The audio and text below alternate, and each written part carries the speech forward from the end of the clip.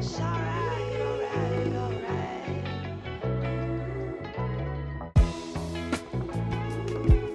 Listen, babe. Oh, yeah. It's alright, alright, alright.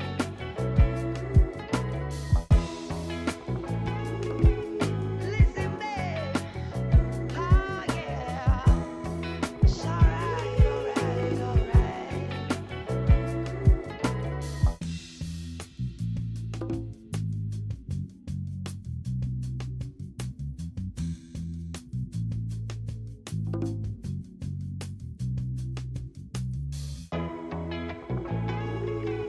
Listen, babe.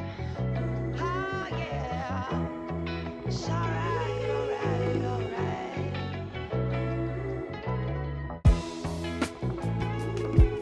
Listen, babe. Oh, yeah. It's alright, alright, alright.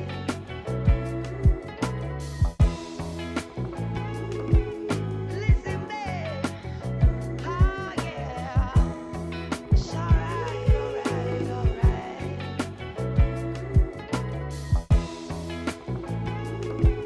Listen, babe. Oh, yeah. It's alright, alright, alright.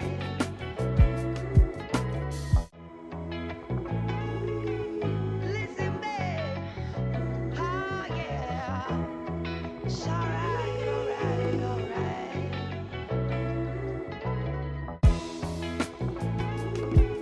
Listen, babe. Oh, yeah. It's alright, alright, alright.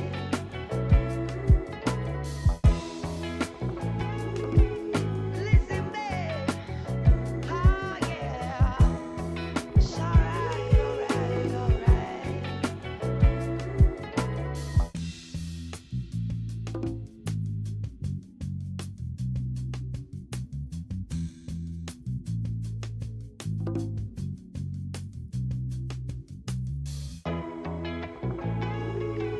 Listen, babe. Oh, yeah. It's alright, alright, alright.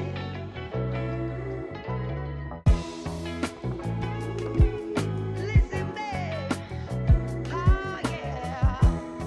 It's alright, alright, alright.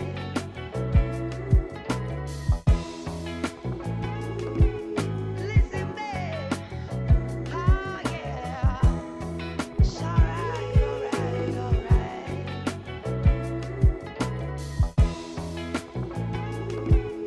Listen, babe.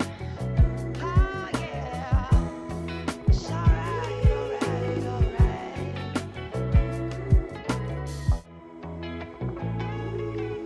Listen, babe. Oh, yeah. It's alright, alright, alright.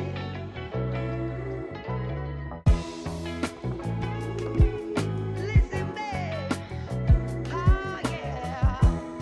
It's alright, alright, alright.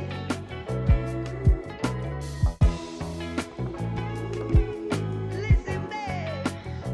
Oh, yeah. It's alright, alright, alright.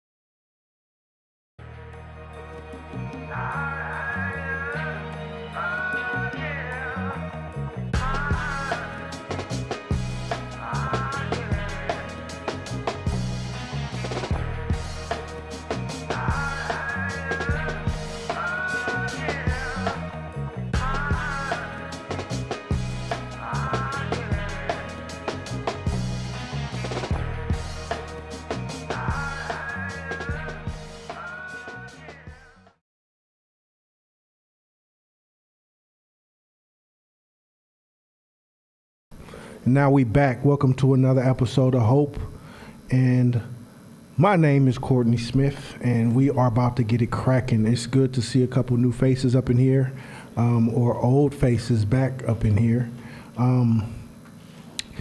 This is going to be a pretty condensed class today because it's a lot of information.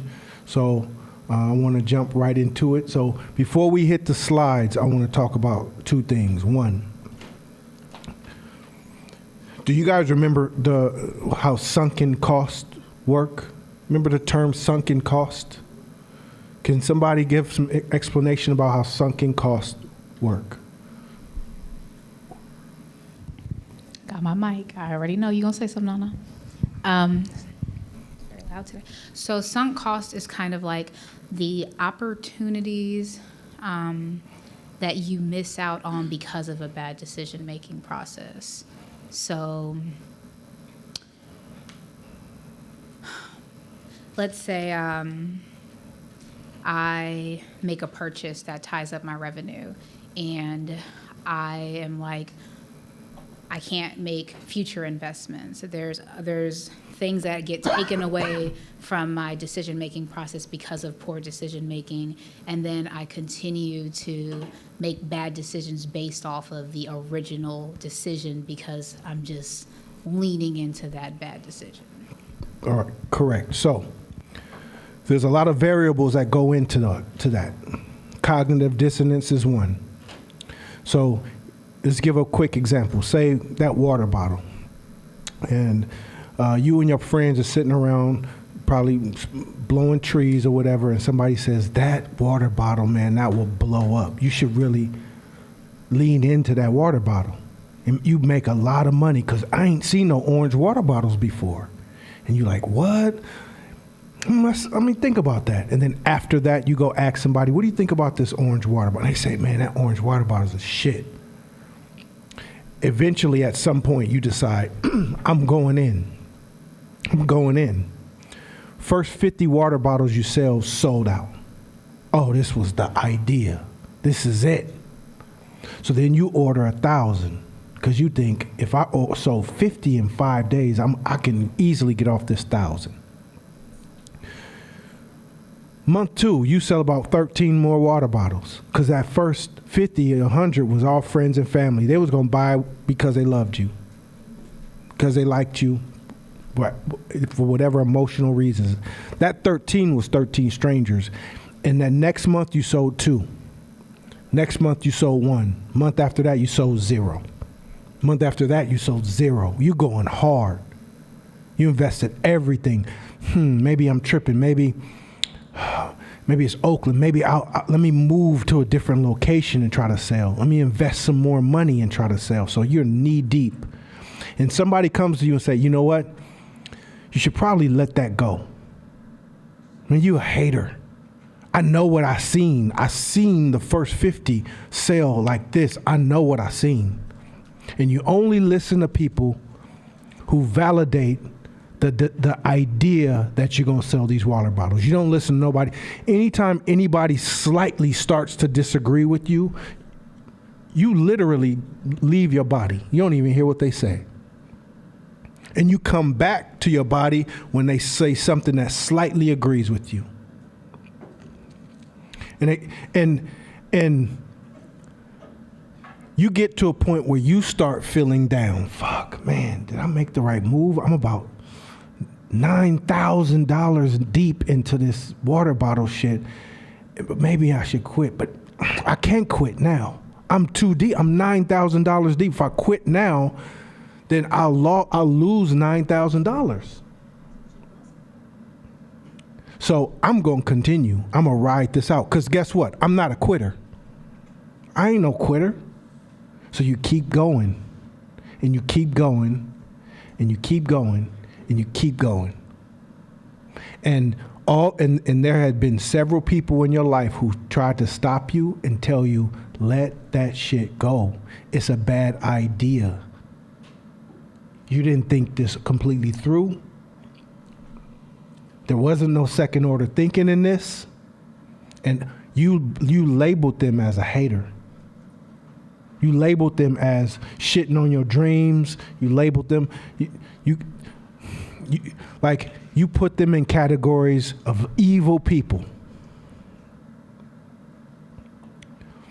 And in business, it happens all the time, right? It happens all the time. But let me take that Rubik's Cube and move it. It also happens in learning and in life and in this class. A lot of us sometimes will come to the class and we already have ideas set in our head. We're $9,000 in on our life philosophies on how to be successful. We're $9,000 in. We've invested time, energy, resources, money on how we think. But I want some more. I want to get some more game, maybe just sharpen myself up. And you come to this class and we say, that shit ain't going to work. That shit ain't going to work. And because I call it emotional or entrepreneurial or life sunken costs, you're so deep you can't back out. You only listen to shit that validates what you already know, what you already believe, what you already think, what you already everything. And everything else, either you don't hear it at all, it just disappears into the ether. Or you do hear it and that person's evil. It's a cold. And that's how somebody could be in a class through 2, 3, 4, 5 years and gain very little or sometimes nothing. Is because of entrepreneurial sunken cost. We're so deeply invested in the psychology that got us this far in life that anything outside of that, bullshit. Bullshit. And that shit is so hard to break. I'm not gonna sit here and lie. But the way you break it is you gotta say, what has this got me? If my philosophy's so tight, so dope, so raw, then my receipts should be fat. I should have lots of receipts. I should have lots of shit to show for it.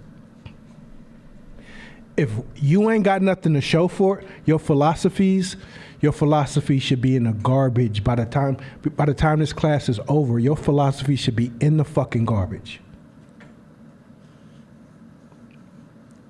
The same way, if you're an entrepreneur, you let that business go, that idea go, whatever your sunken costs are, you cut it and you dip. I'm saying this is the same we do with our philosophies, with our belief systems, with our stories we tell ourselves. Stop and say, hey, let me pull my receipts out. Oh, it looks like I'm on an upward trajectory. My momentum is going good. Cool. Let's continue business as usual. But if you pull out your receipts and it's 0, year 1, year 2, year 3, year 4, it's just consistently fucked up, you're holding on with your ego and your assumptions. You're holding on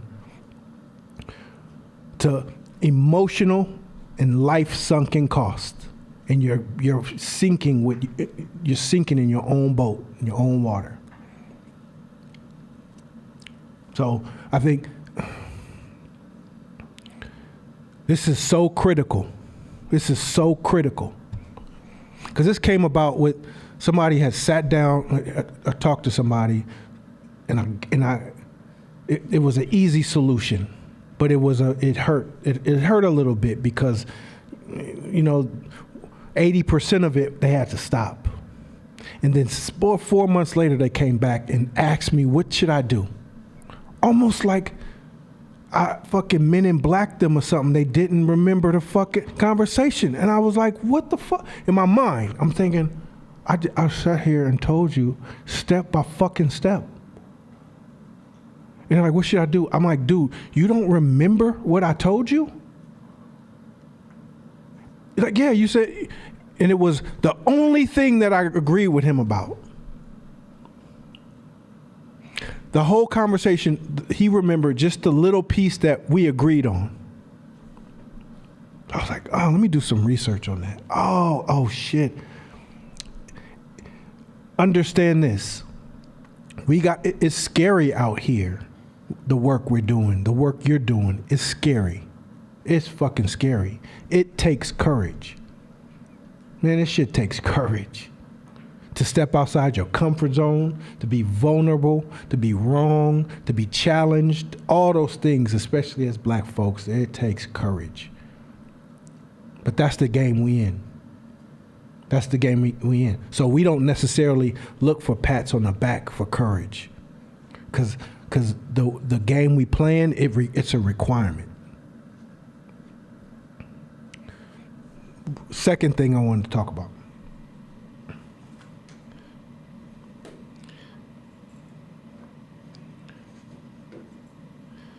is when we're moving, when you're building, when you're growing, when you're establishing anything, business, sport, play, whatever, life, I want you to write these variables down. Variable number 1 is logic. Variable number 1, logic. Logic, 1 plus 1, 2. 2 plus 2, 4. Distance plus time equals, logic is A, B, C. You ever been around anybody who damn near 100% logical? Logic, like robots, right? That is not feasible. That is not feasible by my calculation. Logic. Second one is odds. Odds. What are the odds? Odds are statistics. So it's an odds game. Third one, probability game.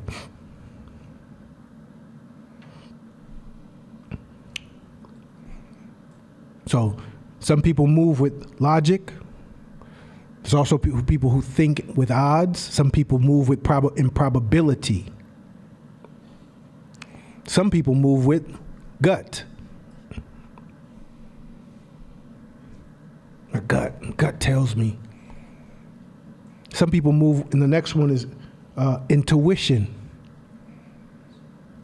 God talked to me last night, and he told me that I need to go. Then there's flow. The last one is momentum. So,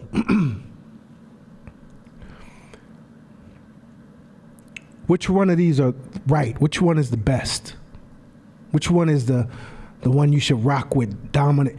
There's no answers, right? You need to understand all of them. You need to understand all of them, how they work. Just understand them. Meaning, if you don't understand how momentum works, then you can have glitches in your business flow. Learn how the momentum works. Don't put brakes on when things are in momentum, good or bad. Times are great, times are fucked up. Learn how momentum works. Because if you ever were crashing and burning because of some fucked up decisions you make, and you saw things falling down and you try to stand in the way of the crash to stop the momentum from happening, it's a bad, it's an avalanche on the face. Sometimes you got to know, let's let this crash, and then I'll come back on the aftermath of it, and then we can start building the pieces. When you understand how momentum works. Because when you see cycles, that's why people say buy low, sell high, right? It's a momentum game.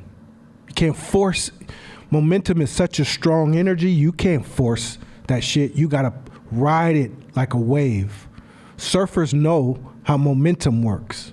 They ride momentum all the way to the shore. You got to learn how to play that game in life, and especially in business. Especially in business.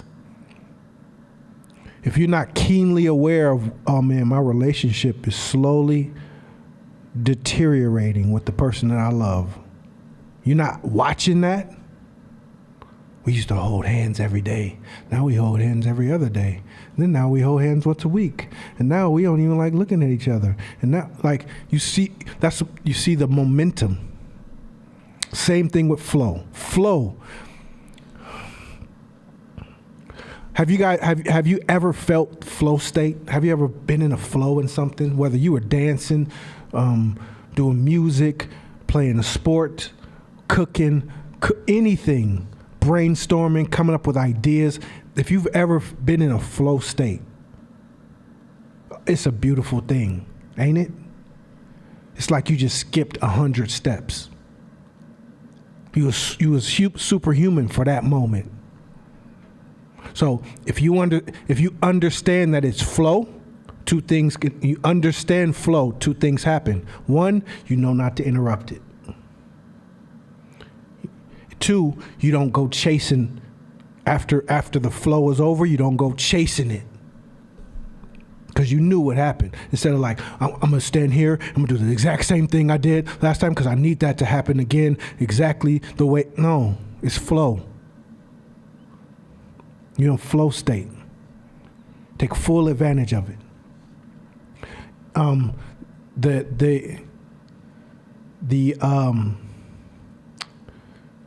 In old Spain, when the Moors came and they invaded Spain, the women used to have these dancing circles. The Spanish stole it and renamed it, but they would have these dancing circles, and they were all Muslim. So they would have these big dancing parties, and the women would dance and go off. And if one of the women was just going off, like, whoa, shit, she gigging, they all start screaming, Allah, Allah, Allah, because they were Muslim, saying, God just entered this woman. And they back off and just let her get down. And back then it was, if that happened to you once in a lifetime, your life was complete. So the Spaniards took it and changed it. And because they weren't Muslim, they were Christian, they changed it to ole, ole, ole, right?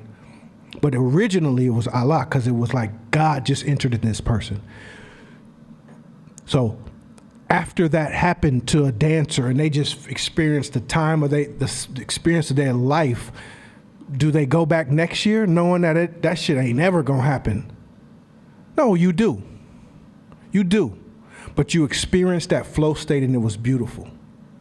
So understand those things. In business is critical for you. Because if you're stepping, when you moving, when you should be standing still, and you standing still when you moving, and you fucking up flow and momentum, and your gut's wrong, when you're supposed to be using logic, and you're doing research, and you thinking with your gut, like all of those things is game goofy. And as an entrepreneur, it's important. It's important. That's why some people make the shit look easy. Easy, they make it look easy. But really, they're just in tune with all those things. This brother makes it look easy. But it's just being in tune. Nah, I'm not even gonna think like, no, I'm not feeling right now. I need to do my research. Or if I do feel, I need to do all my research, top level brain work to make sure it's in alignment with this feeling. Hold on, stop. Just let it go. Let's let this continue to ride out. And then we jump in. Like double dutch, right? Any questions on that? All right. Let's go. Next slide. So, EQ over IQ. Emotional intelligence is of utmost importance. So that goes back to what we just talked about. Having emotional intelligence gives you the tools you need to manage your life flow.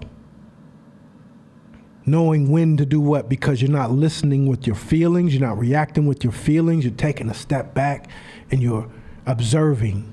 You're not jumping to no conclusions. You don't have a 0 to 100 switch, none of that shit. You're making the decisions based on data, logic. What's the BKM? What's the best known method in this situation? What's the best known method? In this situation, it's probably best for me to be wrong. Even though I'm not, it's best to be wrong. EQ over IQ. Nothing moves without having a high EQ. Nothing moves. You know why? It's because no matter how dynamic you are, no matter how creative you are, no matter how amazing you are, no matter how good your fucking cupcakes are, no matter how great your designs are, you are one situation away from everything falling apart. If your EQ is low.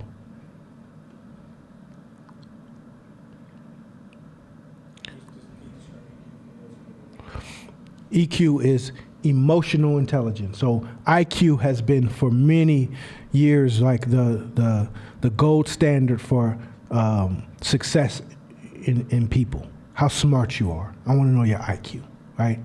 SATs, all those things.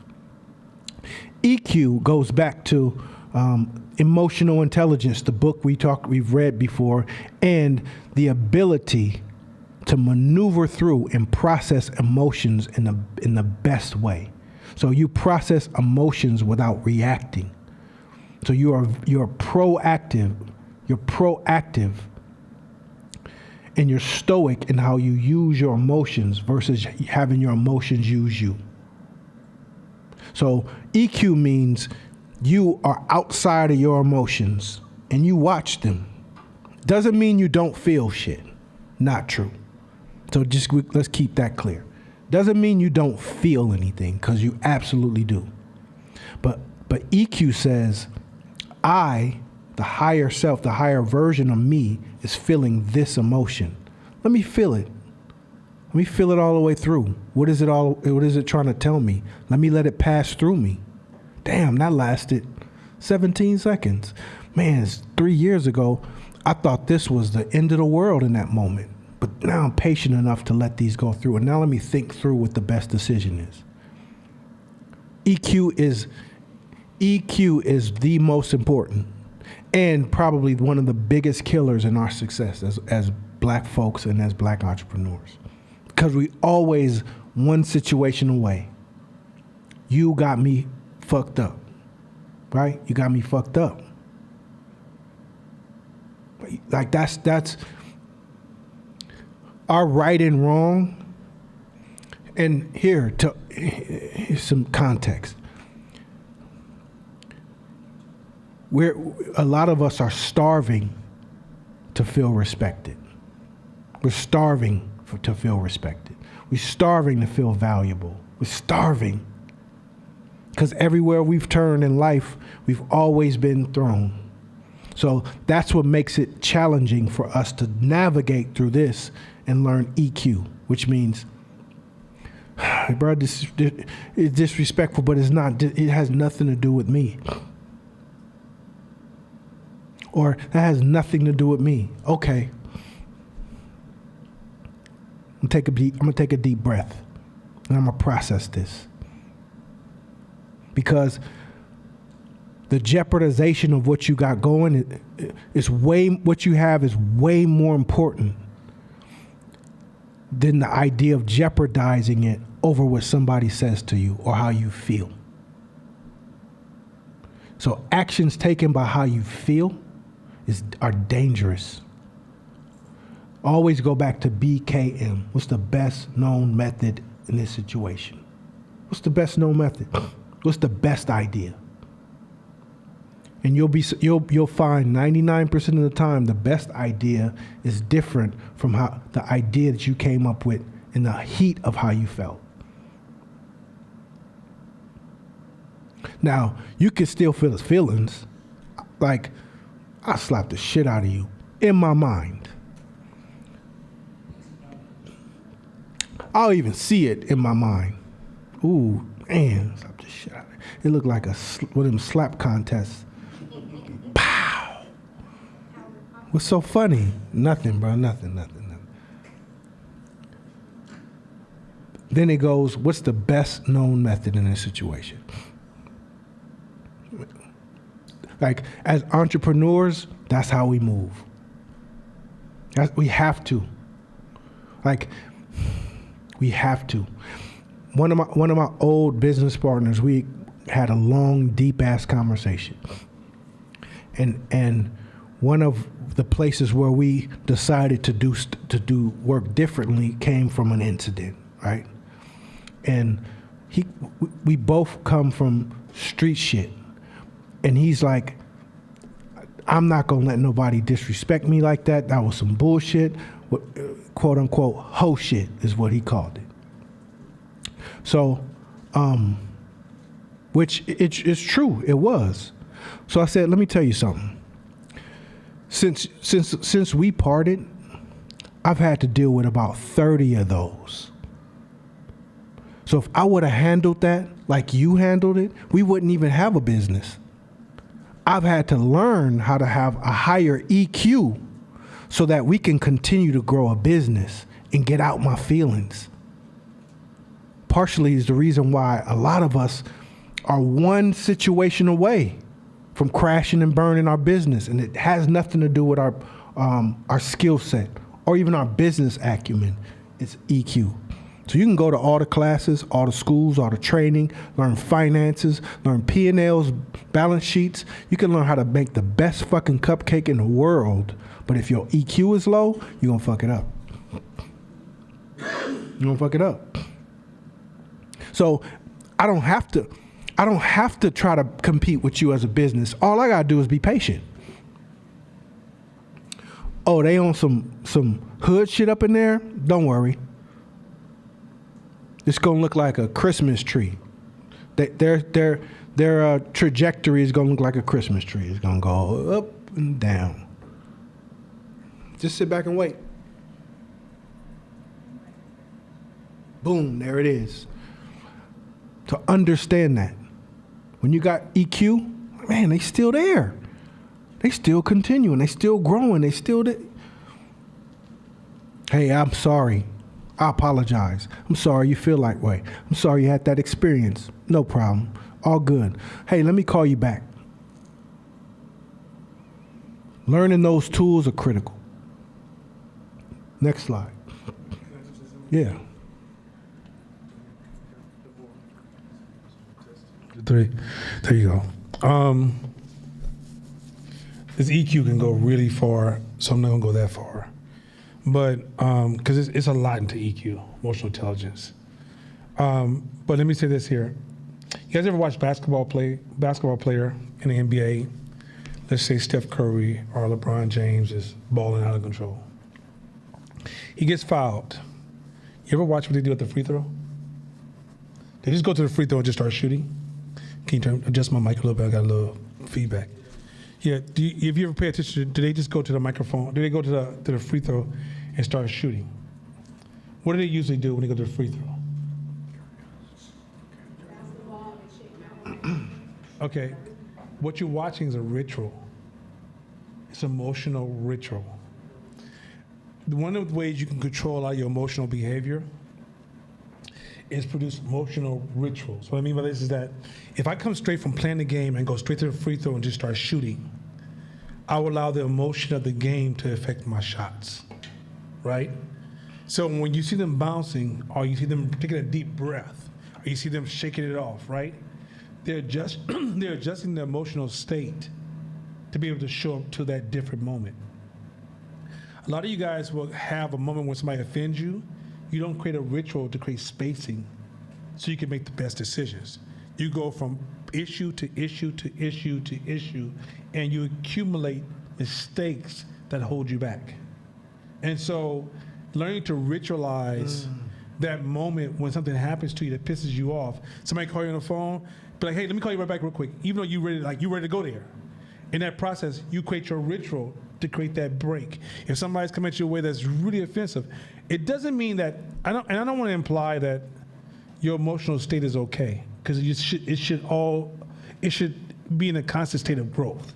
So something that got to you year one will never get to you in year 6, right?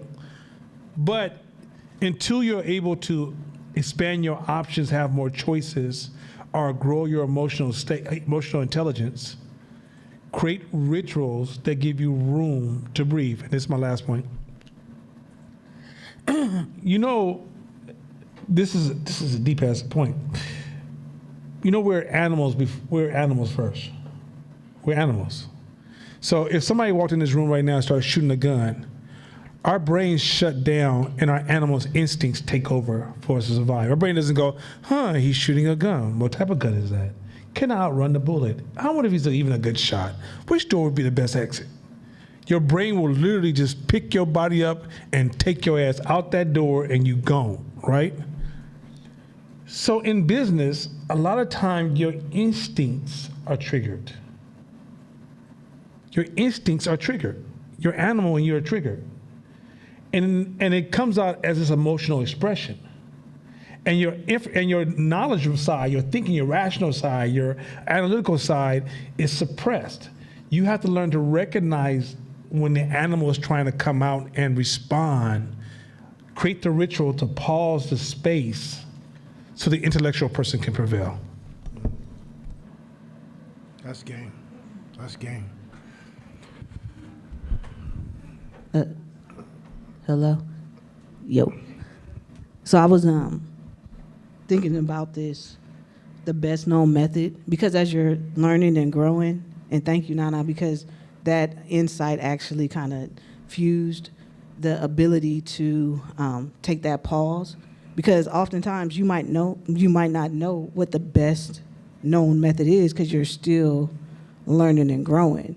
And so I'm finding myself now where, I'm kind of cool with how I react, but teaching my team how not to react, because, everybody's like, man, fuck that shit. Fuck that. And everything isn't about a reaction immediately. And so giving yourself that grace in one to make the mistake so you can learn what that best known method might be, but also giving, I'm going to use that, I'm actually going to say on my next team meeting, before you respond to anybody, just take that time to pause before you react to situations, because it absolutely can taint the experience, and all we're here to do is create a excellent experience for our customers. So thank you, that's dope. Dope. All right. Good. Next slide. Looks like you had a question. You can just totally shoot this down if it's too specific, and I'll just bug you about it later. But I'm sure that it depends upon the situation of like what you're getting triggered from, where you need to take a step back. But what are some practices of a ritual for you to regain, anytime I get triggered, I think about court, stimulus and response. Okay, like how do I elongate that process? But I went through a really triggering week this week, And compared to most times that I've gone through spaces, I did really good. But then compared to where I want to get to, I still have a lot of room to go. And so I try to like work out, run, remove any decision-making processes that I had to make until I felt emotionally stable. But I realized I don't have a ritual process. I just tend to detach, and then I'll come back when I feel stable. What does it look like to create a ritual process? 'Cause I've never even heard that, so my brain is like, So, okay, I don't think it's cookie cutter as simple as that, because my rituals have evolved. All right, so when I was in my 20s, my rituals was, that's when I would bench press. If I was really mad, you know, like you can come to the gym and know when I'm really mad, because I'm pushing it. Like I'm literally like I'm trying to fight for competition. But after my workout, I was able to, and also I would make sure I walk some distance between the gym. And in that walk, there's a lot of evolution that's happening, right? Some of these animal instincts are so strong, it's hard to speak. Like if your enemy's sitting in front of you, you literally can't speak. Your brain can be like, this shit ain't that serious. And you'll be like, but I just can't. It's like your words just won't come out your mouth, right? So a lot of those rituals may require, so today what my ritual is, rewind. One of my team members called me today, and something happened that offended them. And they were trying to suppress their feelings in the name of their intelligent response. I said, no. You got to let the feeling happen and acknowledge it. Go, damn, I'm really irritated. I'm really pissed off. It's when you tell yourself, I'm not supposed to feel like that, it almost gets out of control, right? So the first thing he goes, man, I'm really pissed off, what you said. But you say it to yourself. After you say you're pissed off, then you can show with the next thing, which is a question. Well, why am I so pissed off? But if you say I shouldn't be pissed off, and then you try to weather more of the person, blasting you out or whatever.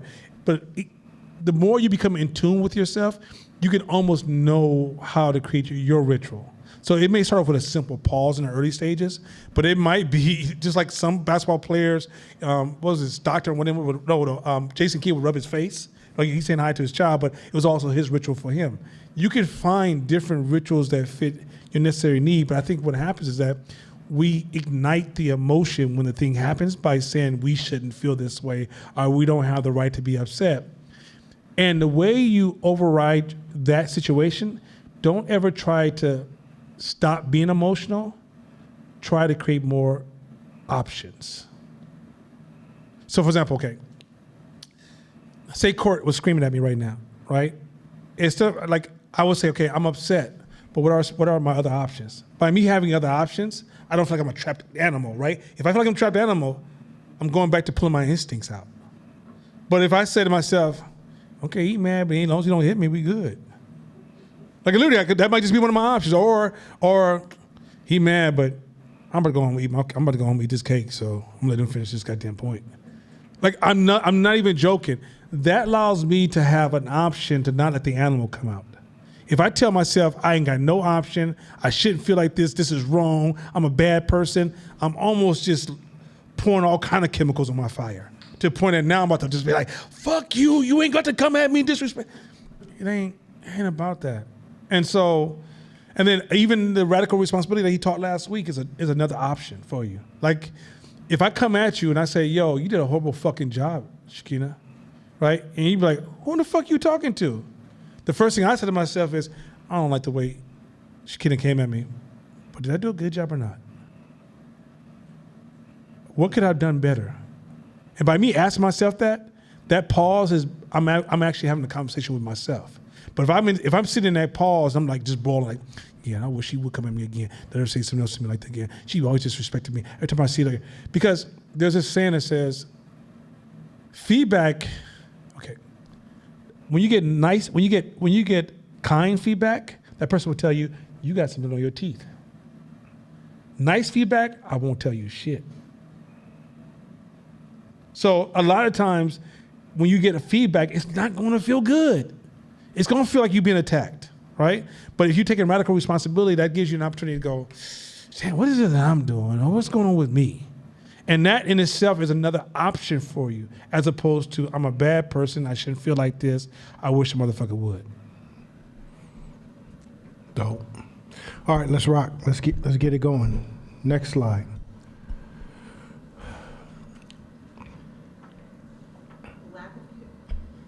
Can you guys hear me? Yes, you can.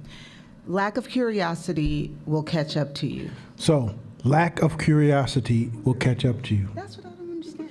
I was like, what? Yeah, think lotion. It's coming. It's coming. Lack of curiosity will catch up to you. Now, why is it think lotion? Why? Ashiness. So check it out. If you come up with a great idea, or you have expert level at something, you're gonna garner some momentum, right? Because you're new to the scene, you're fresh on the scene, and you got a new product. It's fresh for a while, right? It's good. People like it. They rocking with you. You're selling your product. But over time, you're rigid in your idea. People coming up with you with suggestions on how to move, how to improve. Nope, you're not my customer. Not my customer. Or that's just not for me. Or you got me fucked up. Or you a hater. Or what have you done? And you're so rigid in how you move. You're not curious about what's next, how to improve, how to get better. So slowly over time, and it could be very subtle, there's a decline. But you can't see it because you're too stuck in your ways. And your lack of curiosity, it inhibits your ability to innovate. So 2, 3, 4, 5, 6 years later, your business is stuck. Got cracks all up in it. So when I say think lotion is, if you ain't got no lotion game from the gate, if you young and fresh, it's gonna be hard to tell. You young. You ain't gonna have no wrinkles. But over time, if you ain't using lotion, if you ain't lotioning up your body, then over time you're gonna start getting cracks, and it takes time. I'm glad you got a family,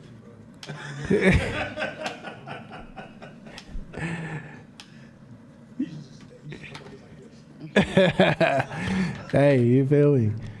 So your lack of curiosity, if you're not curious right now and you're like, well, my business is popping or my business is going good, and you're not curious, it's like milk. It has an expiration date on it, and it's going to happen every time.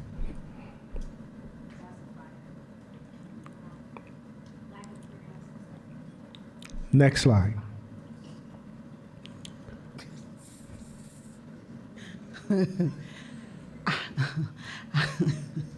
How to get stuck in being right in 3 easy steps. Okay.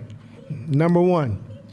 Have a need to feel appreciated, needed, or special. So the first thing you need, you have to have a need. There has to be a void somewhere. So if you have this need to feel needed, appreciated, special, all that shit, you're a prime target to get stuck in being right, because now you have the right mix. You can be manipulated by this. Step 2. Link this need to your survival. Link the need to your survival. You know why? Because rightness is connected to survival. So now, your need to feel appreciated, needed, and special is linked to your survival. Step 3. When your rightness is challenged, your survival is on the line, so you better fight for your life. Oh my God. That's why some dumb little shit that you want to fight to be right for, it feels like you're dying. Because the rightness is linked to your survival, and your survival is linked to everything. So it feels like your back is against the wall. When somebody just told you, that shirt ain't cute. It feel like your survival is at stake. I was little and skinny when I was a kid. My mom used to tell me, look, baby, you got to fight to kill. You can't fight to win. I did not think you were going there. So when I was a kid and I decided to fight, they'd look at, because I'd be like, ah!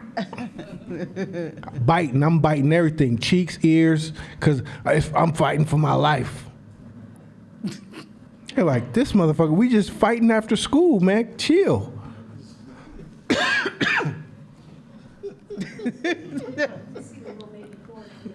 Like a Tasmanian little Tasmanian devil. She said, baby, you too skinny. You're going to have to fight for real. You can't just swing a little bit and play the fair one. You got to. No fair ones. No fair ones. You little bitty. So understand that when we arguing about some dumb shit, that's what it's linked to, our survival. All those times where you felt back against the wall, the lack of being appreciated is tied to your need to be right in those moments. Oh, shit.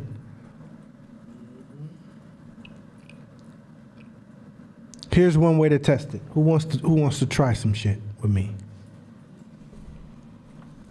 Shakina. What's 2 plus 2? No, it's not. Okay. Did y'all watch how she did that? We're going to replay it. I said, Shakina, what's 2 plus 2? She said 4. I said, no, it's not. She said, well, what are the other options?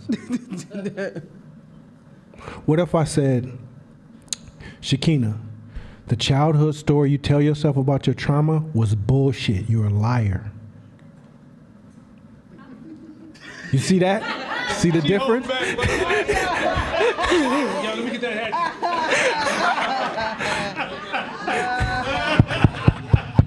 You want to catch me outside? I'm just kidding. You see the difference?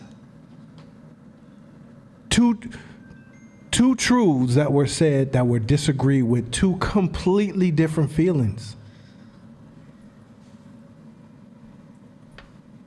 Crazy. Go next slide. This will explain it. Being right doesn't cause drama. Fighting for it does. That's why it was a different change. 2 plus 2 is 4. That ain't gonna change. I don't give a fuck. I don't care.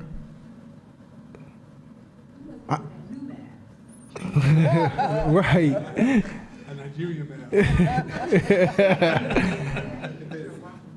Ain't no big deal. Don't mean nothing to me. You the motherfucker that's gonna fuck up your math, not me, right? That's the feeling, because you ain't tripping. Like, it's because the energy of 2 plus 2, you know you right. But the problem, what causes all of our drama, and in what the Buddhists call suffering, our suffering is caused by the fighting for being right. Shit, I know what happened to me. Who the fuck? I don't give a fuck. All right, cool. Teach me something then. You see what I'm saying? Teach me something then. Show me something. It's the fighting for being right is what causes all of this internal suffering, the drama that we have in our life, the fights we get into, the problems with customers, the problem with our friends, family, relationships. Everything is for the fighting to be right, based on the 3 easy steps of how to get there. Cold game, huh? Cold game.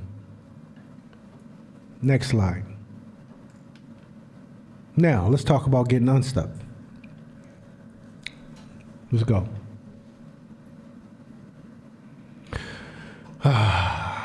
First is just breathe.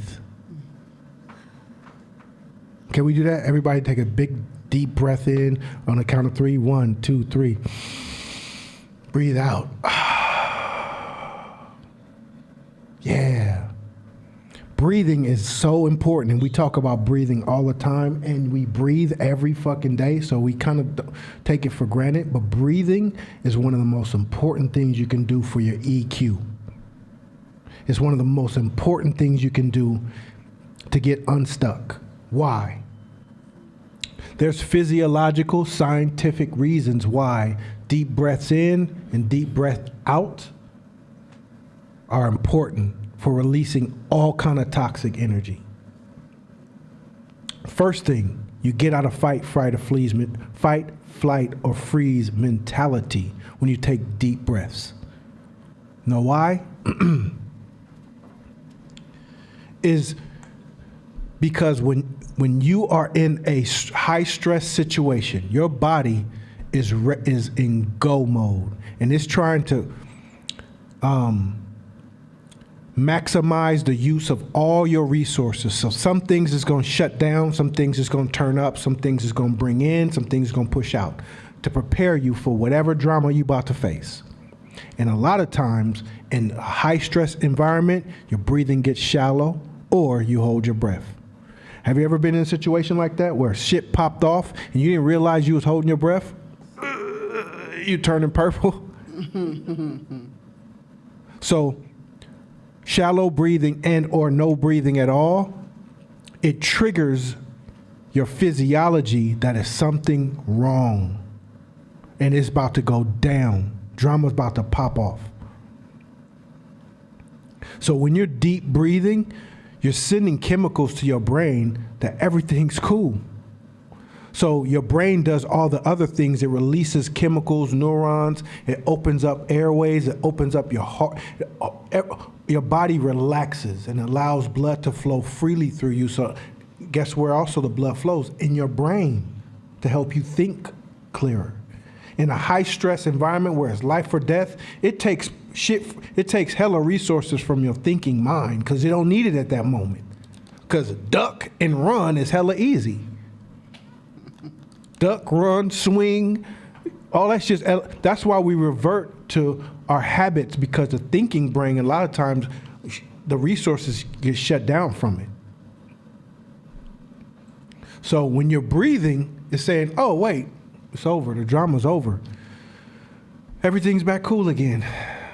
So in a situation where a motherfucker got you fucked up or say some slick shit to you, or come at you sideways, or say some racist, sexist, whatever shit, when you breathe, you allow yourself to come up with higher IQ responses.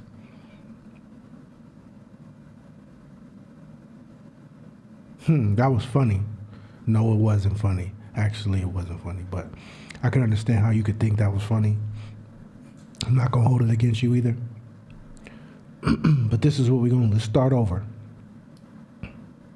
Like the whole world changes again around you when you're able to think through that shit. So first step, breathe. Just breathe. And just take deep breaths. 4 in, 4 out, 2 in, 2 out. Just whatever it is for you that you consider a deep breath, take it.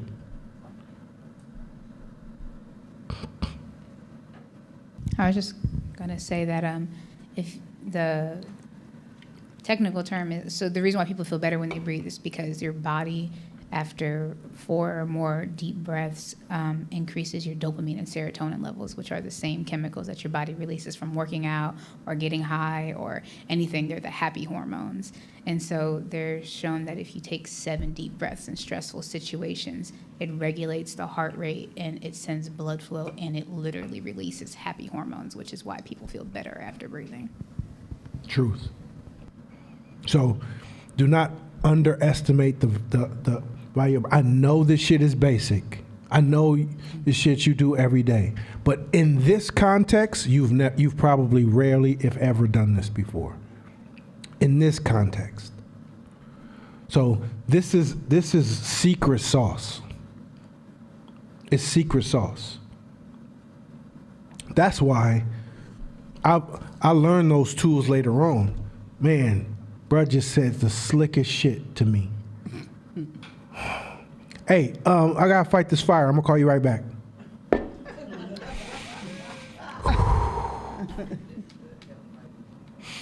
Let me calm the fuck down. Now I'm calm. Now let me think. When we get back on the phone, he's gonna repeat the same thing, and then what is my response? What's BKM on this, right? I don't know. Let me phone a friend, because I'm hella pissed right now. Hey, motherfucker said this to me, got me fucked up. Like, next thing you know, all right, what's the strategy? How much money's on the line? A lot. All right, well then, let's do this. He knows I've called him a couple times, right? Oh yeah, I'm going flashing back.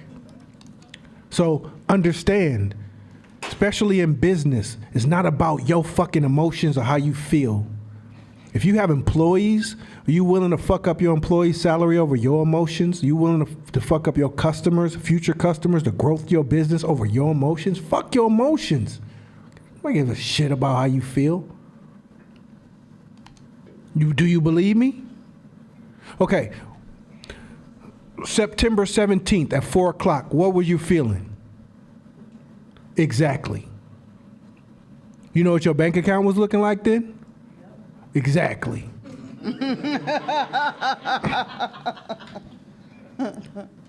So again, fuck your feelings. Nobody's gonna care about how you felt in no time in the past. They're gonna care about the value and impact you had while you was on this earth. So we got to get past that. First thing, breathe. Just breathe. Trust me. Trust us. Just breathe in those situations. That's step number one. Next slide. Bless you. Now, self-talk is another one of the most important things that you can have in these spaces. You need the ability to communicate with yourself. This not stimulus response with no space in it, because you are volatile as fuck and you're risky as hell in situations. Sometimes in those situations, you will be willing to destroy something so valuable in your life over the emotion at the time. So you have to have the ability to communicate to yourself, self-talk. So, she said earlier when she was saying, my brain is telling me I should, but my body, that's a start, because now you have dialogue between yourselves. So the next piece is you shift from command to questions. You shift from commands to questions in your self-talk. That will maneuver you out of there so fast when you shift from commands to questions. Can I get a little of that quick command questions? You know, one of my questions I always ask, what is that person's intent? Because I can get triggered by you telling me, no, you ain't shit. But I gotta ask myself, what's your intent? And if I know you're not trying to hurt me, but it's just the way you coming at me could be, it's you're trying to correct me, but in a way that's not appropriate for the moment, I'm able to, through that question, start the process. But let me also say this too. It's really easy from teaching this class for 5 or 6 years. I think everybody is retreating right now to a moment when you got mad and go, I could have did this. And you're trying to paint your whole life as if it's always going to show up just like that. What you guys are missing is that I think what we're missing in this conversation that I think we missed in the last 5 years is the value of ordinary moments. This work is done more in ordinary moments than in the heat of moments. I think too many of you guys want to work on this when you're in the heat of the moment, and you're almost testing yourself. If you're not doing this shifting and evaluating and self-awareness and this constant like deeper self-exploration, because I want you guys to know something, you may never ever learn yourself. So your ordinary moments is your investment into self. Too many of us wait for highlight moments, and the reason we fail so much because we bullshit in our ordinary moments. We neglect our ordinary moments. We treat ordinary, like when people tell me I'm bored, I'm like, that's a time to work on yourself. What the fuck you mean you're bored? Like, you got so much stuff to grow and develop, but you have the audacity to be bored. If you're laying in, you got insomnia, you can't go to sleep. That's an ordinary moment to like self-reflect on, why did I do that this day? Or what was I thinking? Or could I went a different route, right? Even the conversations, when I talk to court, we're having in our ordinary dialogue, reflections to say, how can we show up the next time and what do we need to work on and think about in our ordinary space? What I see with a lot of you guys are using that corporate model. I'm tired, I just need to escape. So you use your ordinary moments to escape, and then you're a child again the next time you run across a crisis. Yeah. So shift to questions. Think about this. Say,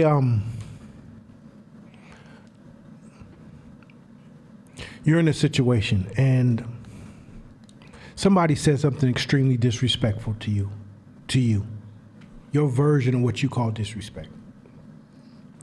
If you shift from commands to questions, first you ask that question. You also can ask the question, what do I gain to lose? Hey. What do I gain to lose? What can I lose? By killing this relationship, what can I lose? Damn, I lose this, I lose that, I lose that, I lose this, I lose that. What can I gain by maintaining this relationship? And so then that emotional shit starts going away and you start weighing your options. And once you start weighing your options, you go from emotion to logic, right? As we talked about at the beginning. Now you're in logic. And when you're in logic, man, it's hard to beat you. It's hard to beat you. That's why we're in Revenge of the Nerds right now, and we've been in there since the late 90s because logic is killing us, whooping our asses. Logic, nerds own the teams that we love. Nerds own the buildings. They own our lives. We run our whole lives because of the nerds, right? So we are enslaved because logic prevails over emotion.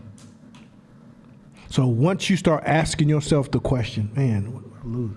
Then you say, well, do I want to shift then? I do. I want to shift. Okay, let's shift then. When you get to the ability, start practicing the ability to have this dialogue with yourself internally. Heat of the moment. And you just having a conversation with yourself. What do I stand to lose by destroying this relationship? If the answer is nothing,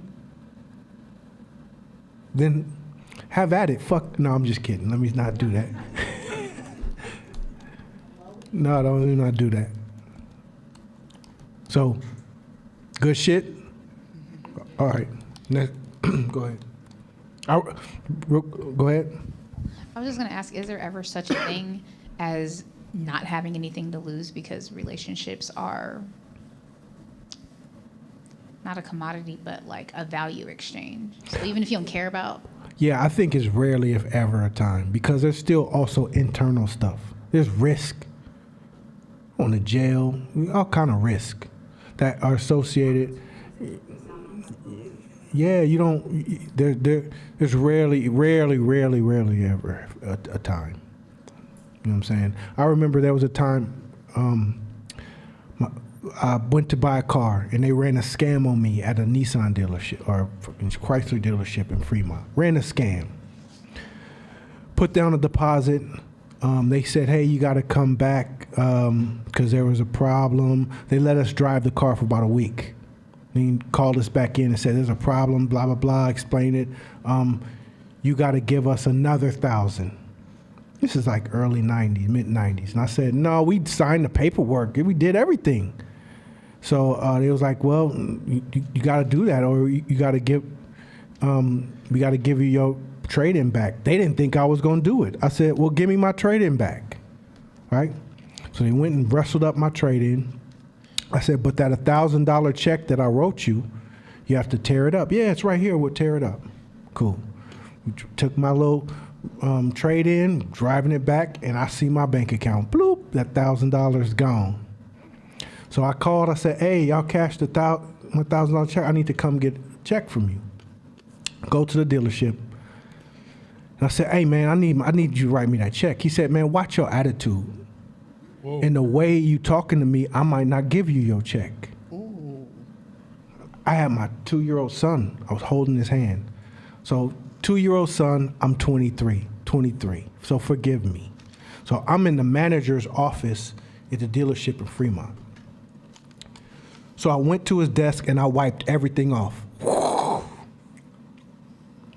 And I said, "I'm gonna blow this motherfucker up, you included, if you don't give me my money back." He called all the sales guys. Sales guys came, they surrounded me. I'm swinging at the sales guys. And they so then they brought the black guy in to try to talk black with me. Like, "Come on, my brother, calm down, my brother. You got your son with you." And so I'm seeing red at the time. So I say, so I'm like, "I don't care." My son's sitting there, I don't know what he's thinking, but he's just chilling. Like, he's not crying, he's not doing anything, he's just chilling. So finally, dude says, okay. I'll give you a check. I'm gonna give you a check tomorrow, I promise. I said, "No, write it now." Okay. So dude writes me my $1,000 check, and I back out of that dealership with my money and my kid. Now, you might say, "What did you have to lose?" Nothing. No, the implications of my kid, the trauma that I probably put in his mind, the risk I put myself at, it was so much shit that, over $1,000, that's hella stupid. So, don't, you can't also trust yourself in those, what do I got to lose? Nothing. No. You got to really dig deep and ask those questions, because there's lots of things that you can imply or fuck up down the line, even if it's relational, even if it's the reputation of your company. Next slide. Tight. 2 types of shifts. We shift our chemistry, which is blood and body. Certain emotions require particular body postures in order to function. Or we shift our consciousness. Yes.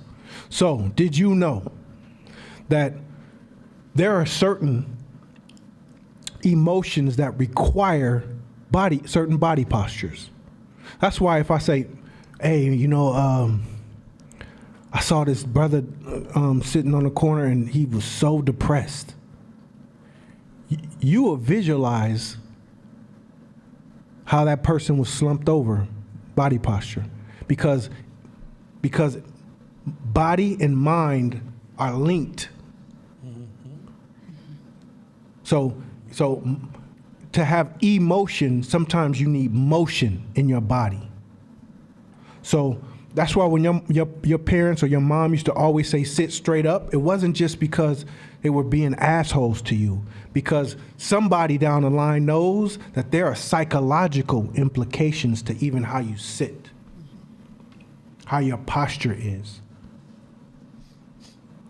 So that's why when it gets preached that if you want to feel better, go out and do something. Go work out.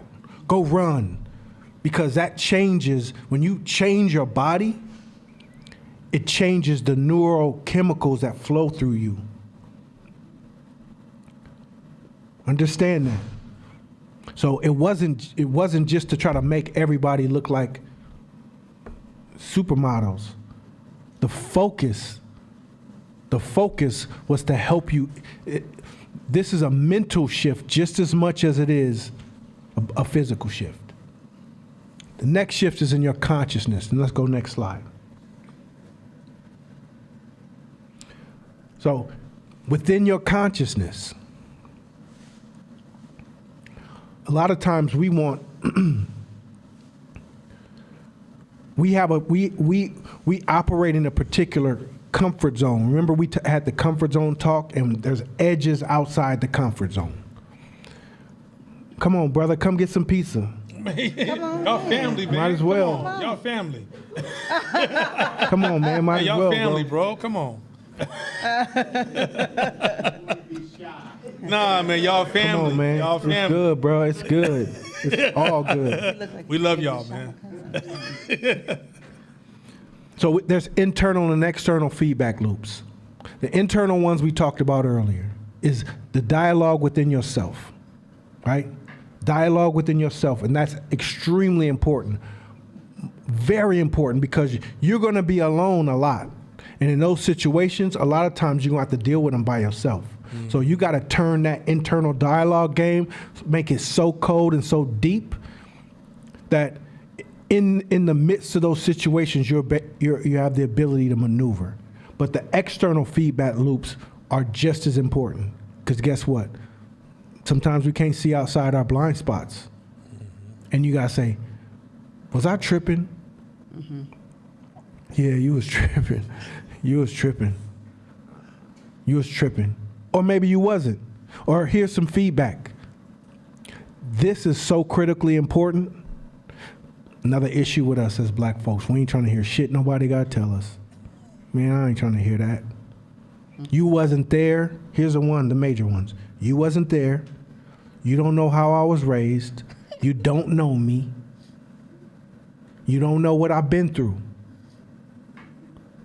Those things validate me not having to listen to you.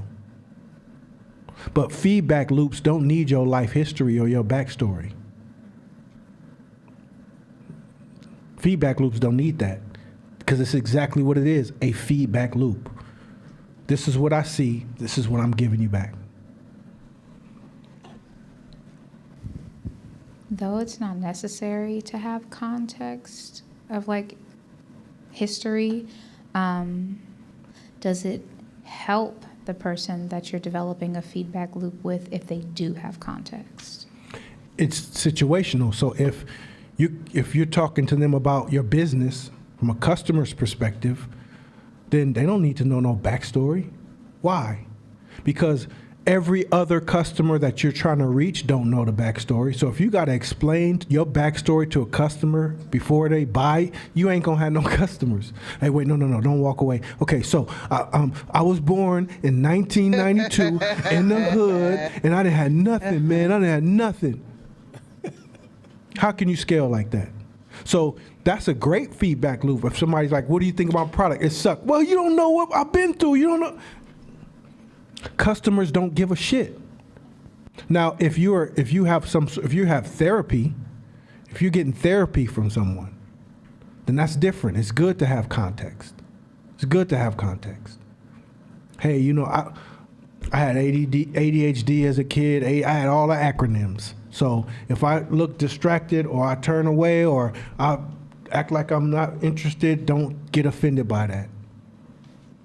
Deep relationships where those feedback loops are important. Or like when I was married, I always had to have my back in the corner of the wall, and I had to look at everybody who came in just to check them out because there was so much trauma that I had to inspect every person that walked in a restaurant. She like, you checking out all these women? Like, no, that's not what I'm doing. My brain is just wired this way, and I'm working on it, right? That's context based on relational, but feedback loops in business do not need context. Because if that person is part of your demographic, if that person is part of your demographic, you want their honest, open, clear, easy opinion. What would you think when you first walked in? I thought that was trash. Okay, what was trash about it? Well, the website wasn't easy. Website was hard to navigate around. I couldn't get to it. I just spent 10 racks on that website. Well, shit, it is what it is. You know what I'm saying? Next, go ahead. Yeah, let me say something too. Stop putting filters on feedback. Because then stop putting filters on feedback. You can't stop. There's a story about Jesus when he said, I sent all these people to you, and you wouldn't receive their feedback. Mm-hmm. What a lot of you guys do is the person that gives you feedback has to be a perfect profile. Mm-hmm. Like, I saw my mentor with my son the other day, and he was at the gym, and I wanted my son to see me being mentored, right? Because I'm always mentoring him. So he's like, "Ain't nobody mentoring you." And like, "Yeah, no, there's some people. You'll mentor me." And when he's what I wanted to show him is like, my mentor knows no context of what I'm doing. I just throw an idea out there. And one thing that was amazing about him, we would hang out sometimes. He would ask kids feedback. "Hey, what do you think, young man, about this?"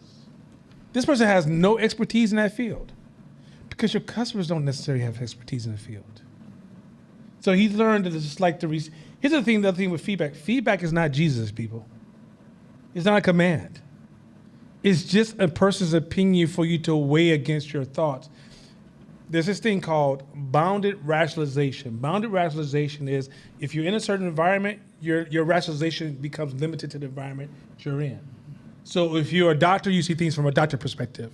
If you're a lawyer, you see things from a lawyer perspective, right? Bounded rationalization is a flaw. It can be a strength, but it's also a flaw. This is why a group of fishermen will fish to the point they run out of fish. Because I will say, well, it makes sense for me to have 10 fish.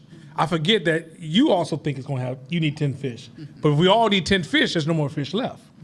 So boundary rationalization often makes you think about what you need, what's valuable to you, and you won't see the outside person. The value of somebody giving you advice is they're not bounded by your limitations.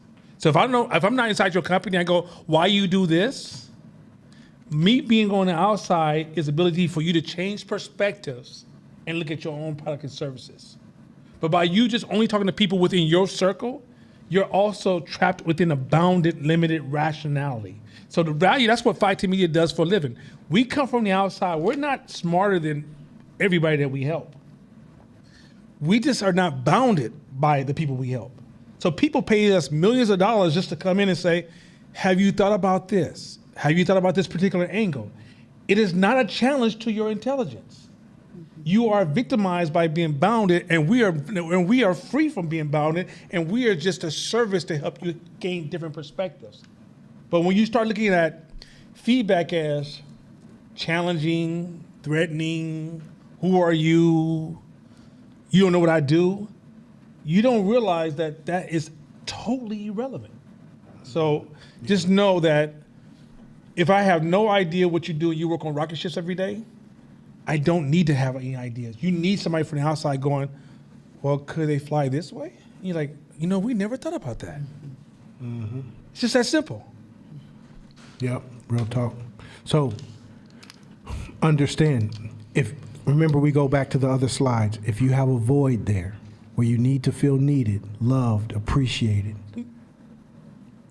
this feedback loop feels like they're attacking you, your survival. And they're just giving you feedback on your water bottle. That's it. So learn how to appreciate, because there might be some feedback out there that will make you millions. Millions. All right, next slide. Oh, this is the last slide. So, first thing, curiosity. That's the theme of go be curious. Be curious. If you ever been around little kids, 2, 3, 4, 5-year little kids, I love the curiosity. They are curious. They're not bound by any of this shit. Well, why can't I do that? I want 4 swimming pools. Well, we can't have 4. Well, why not? It's water, right? There's a lot of water that you could, like, when you move with curiosity, then the no's are like, "Oh, okay." And the yeses is like, "Oh, I wonder." The question, curiosity always starts with "I wonder." Mm-hmm. So next week, we're going to get in there with curiosity, and we're going to start wondering. Because wonder is what allows you to expand outside your comfort zone into a new level to where you can grow. You can grow your business. All right? On that note, brief intermission.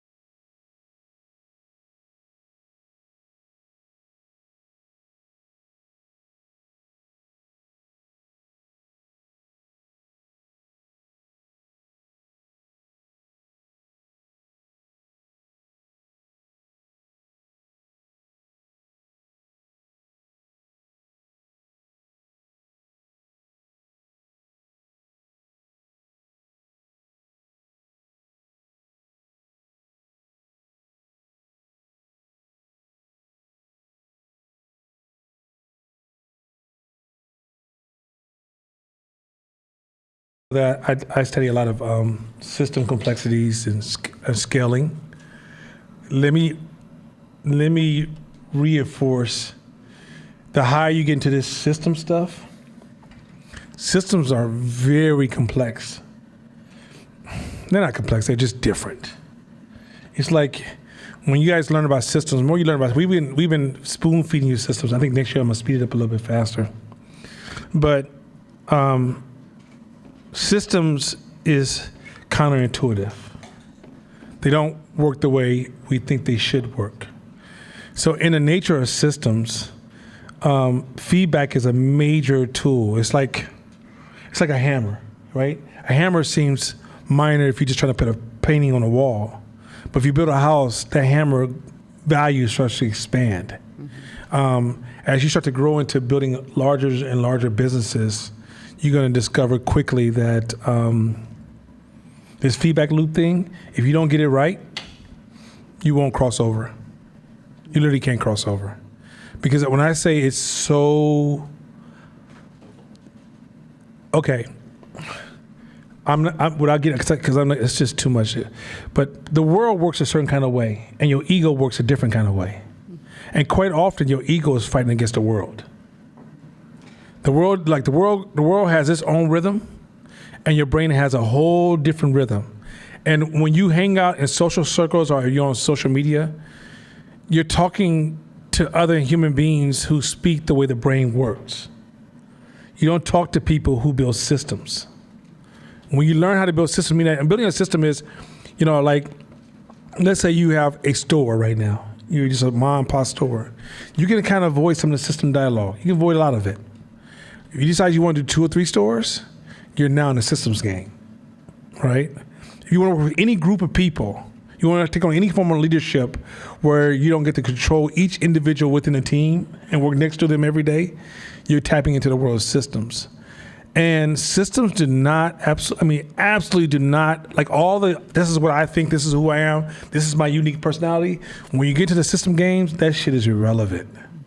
It's absolutely irrelevant because the world does what it does and it doesn't give a fuck about who you think you are. And when you start thinking you're more important than the way the world works, you're gonna lose the system game every fucking time.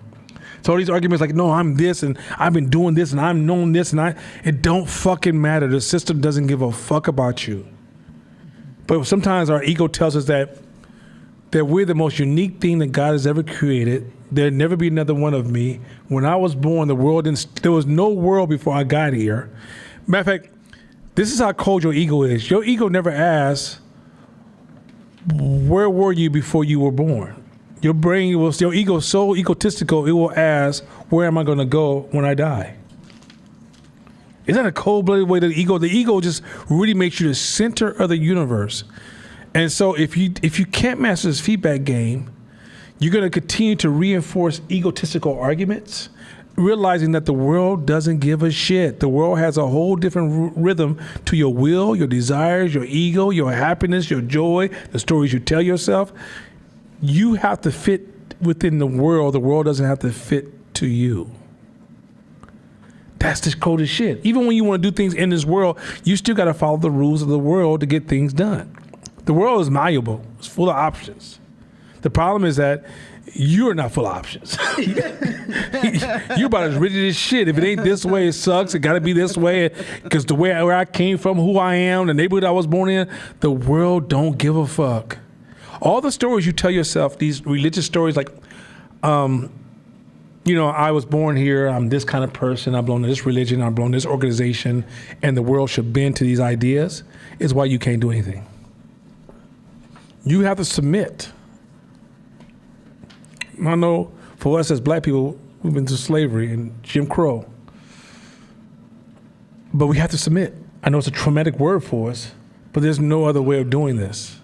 If you're not submitting to this game, there's a podcast I'm going to release by TD Jakes. I'm going to put a whole bunch of warning labels on it because it's going to be very Christian.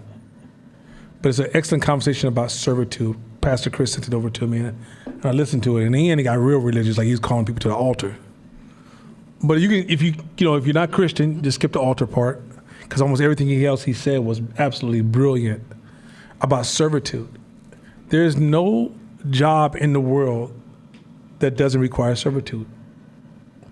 If you think about the most greatest person walking this earth right now that you've ever thought of in the history of human beings, I bet you they were a servant. Yet, many of you guys have abandoned servitude because you're raised in such an egotistical, you're bounded by the social media world of ego first. So often you're trying to exalt self falsely, not realizing that if you really want to become greater, you know why a lot of you feel youthful or don't feel like a full adult or feel like you're not really man or you're not really that woman, to the point that you even have these conversations about what is a man and what is a woman, and many of you don't, because you never felt that before, because you don't serve. Your manhood and womanhood comes through the process of servitude and radical responsibility. Who doesn't own a home in this house, in this room right now? Okay, good. That's good, because it's not. Listen, imagine right now. Now imagine, think about what you feel about yourself right now. Now put yourself in the house you chose, the car you chose, and the bank account, and a certain amount of money in your bank account. Put yourself in a situation that you are participating in the community, and you're making impact. Tell me if you didn't feel that upgrade to your womanhood or manhood. Like one of the things TD Jakes, and I'm gonna put the podcast out, but it's nothing wrong with repeating, because some of y'all might try to, dual task, be washing dishes and be trying to talk on the phone and listen to TD Jakes at the same time, and just miss certain parts. But one thing he said is there was a time, he talked about roles. He says, nobody stays with somebody because they're pretty. And a pretty person in the world can say, that man never left me because I was pretty. Any man would tell you, somebody pretty lasts about 2 weeks. About 2 weeks, your eyes be like, you don't adjust it. I don't give a shit who she is. You like, yeah. I'm just telling you hey, men, can I get an amen?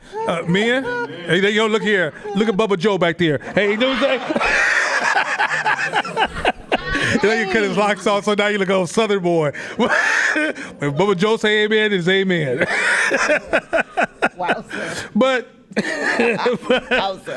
But what makes you stay with somebody is servitude. Both ways. If a man wakes up in the morning and he says, I am here to serve my family, I'm here to serve my wife, y'all be like, damn, that's a great ass man. If he removes servitude from the conversation, all of a sudden you go, why am I putting up with this motherfucker? It works both ways. A lot of the stuff that court just went over, if you change your positioning, because some of y'all are struggling because you have the wrong position in life. Your position to be egotistical, your position to be friction-based, your position to be angry. If you position yourself that realizes servitude is the highest level of leadership. He said he met Cole. I'm telling you some of this shit, but this shit's so amazing. It's just so crazy. I have to share it because some of y'all might get, like I said, TD Jakes is one of the smartest men on this earth. I'm going to give him his respect. One of the wisest man walking. The cat said he met Colin Powell as a friend. So he took his son because he wanted his son to see greatness. 4-star general, been in office since Reagan. You hear me? Motherfucking Reagan. Some of y'all wasn't even around when Reagan. He was running shit when Reagan was around. Secretary of Defense. And he took him in the office to meet him, and he said, when he walked out, he said to him, Mr. Powell, thank you for your service. One of the greatest leaders, black leaders of our time, he said, thank you for your service. Those of y'all believe in Jesus, he talked about, I'm here to serve. But somehow y'all caught this myopia movement, this trend of greatness is announcing I'm a leader, and somehow I'm going to just, because I announce it and I walk around with bravado and I talk that shit and I wear my Gucci and Louis Vuitton and I go buy a car I can't even fucking afford, I'm a leader. Your leadership comes from servitude and radical responsibility. Because when you serve, the public will push you up. Me serving this class, so when I started this whole class, I started from one reason only. I said, my black people don't have this shit. We're getting access to a level of information my people don't have. I told Mashama, I want to give this to my people. He said, when you want to start? I said, a couple of weeks. He's like, you tripping. And I literally went on Facebook and said, hey, everybody, I'm going to teach some business stuff. This is before the business trends was super, super hot. I wasn't even paying attention to that, right? I don't pay myself monthly from this shit. I don't show up. Do you know I don't even talk to most of the students in class? So I'm not getting it for I'm not getting no status points. But you know what was a strange thing that happened? Was all of a sudden that same community started to whisper amongst themselves. And all of a sudden, opportunities started landing on my doorstep I wasn't even looking for. And people start calling on me going, hey, I think you're the person I heard about. I had no idea that was a return on servitude. Then I found myself in conversations where people automatically position me in a leadership role. I'm trying to be passive, just trying to sneak in. I was on a phone call today with highly educated, financially successful people. And I'm just trying to listen, right, Shabisha? I was on the phone, I'm just trying to listen. I ain't saying shit. They stopped the conversation in the middle and say, hey, Nana, you're sitting there quiet. Can you just share your opinion? Servitude will give you value that a lot of you guys are fighting for people to recognize you and be valuable, have swagger, acknowledge you. No, if you serve, the public gives that to you. Stop trying to create a new pathway for leadership. Leadership is a servitude role. This will change the way you see your customers because it's an opportunity to serve. Every investment in serve is an investment in personal growth. A lot of you are fragile and weak and damaged because you don't serve. My family had a fracture with my son-in-law, not son, oh God, my son, fuck it, you know, I say son-in-law, but I'm not the actual father, but I've been with him since he was 2. And I was with him before I was with the mother. Because I was like, yo, this little kid's hella fun. Can I hang out with the kid? And then later on, me and the mother hooked up. Just shit is crazy like that sometimes. You understand me? And the son, the mother would often intervene. Now, intervention, we don't get into a conversation around intervention is expensive as fuck. Expensive as fuck. It's unintended consequences, which we'll get into another conversation. Hey. So the mother would often intervene and would remove the son's roles and responsibilities. Son grew to a certain age and disconnected from the family and got in the streets. When you ask your child to do chores and you have a role in this house, you're teaching that child value on the family and investment in self.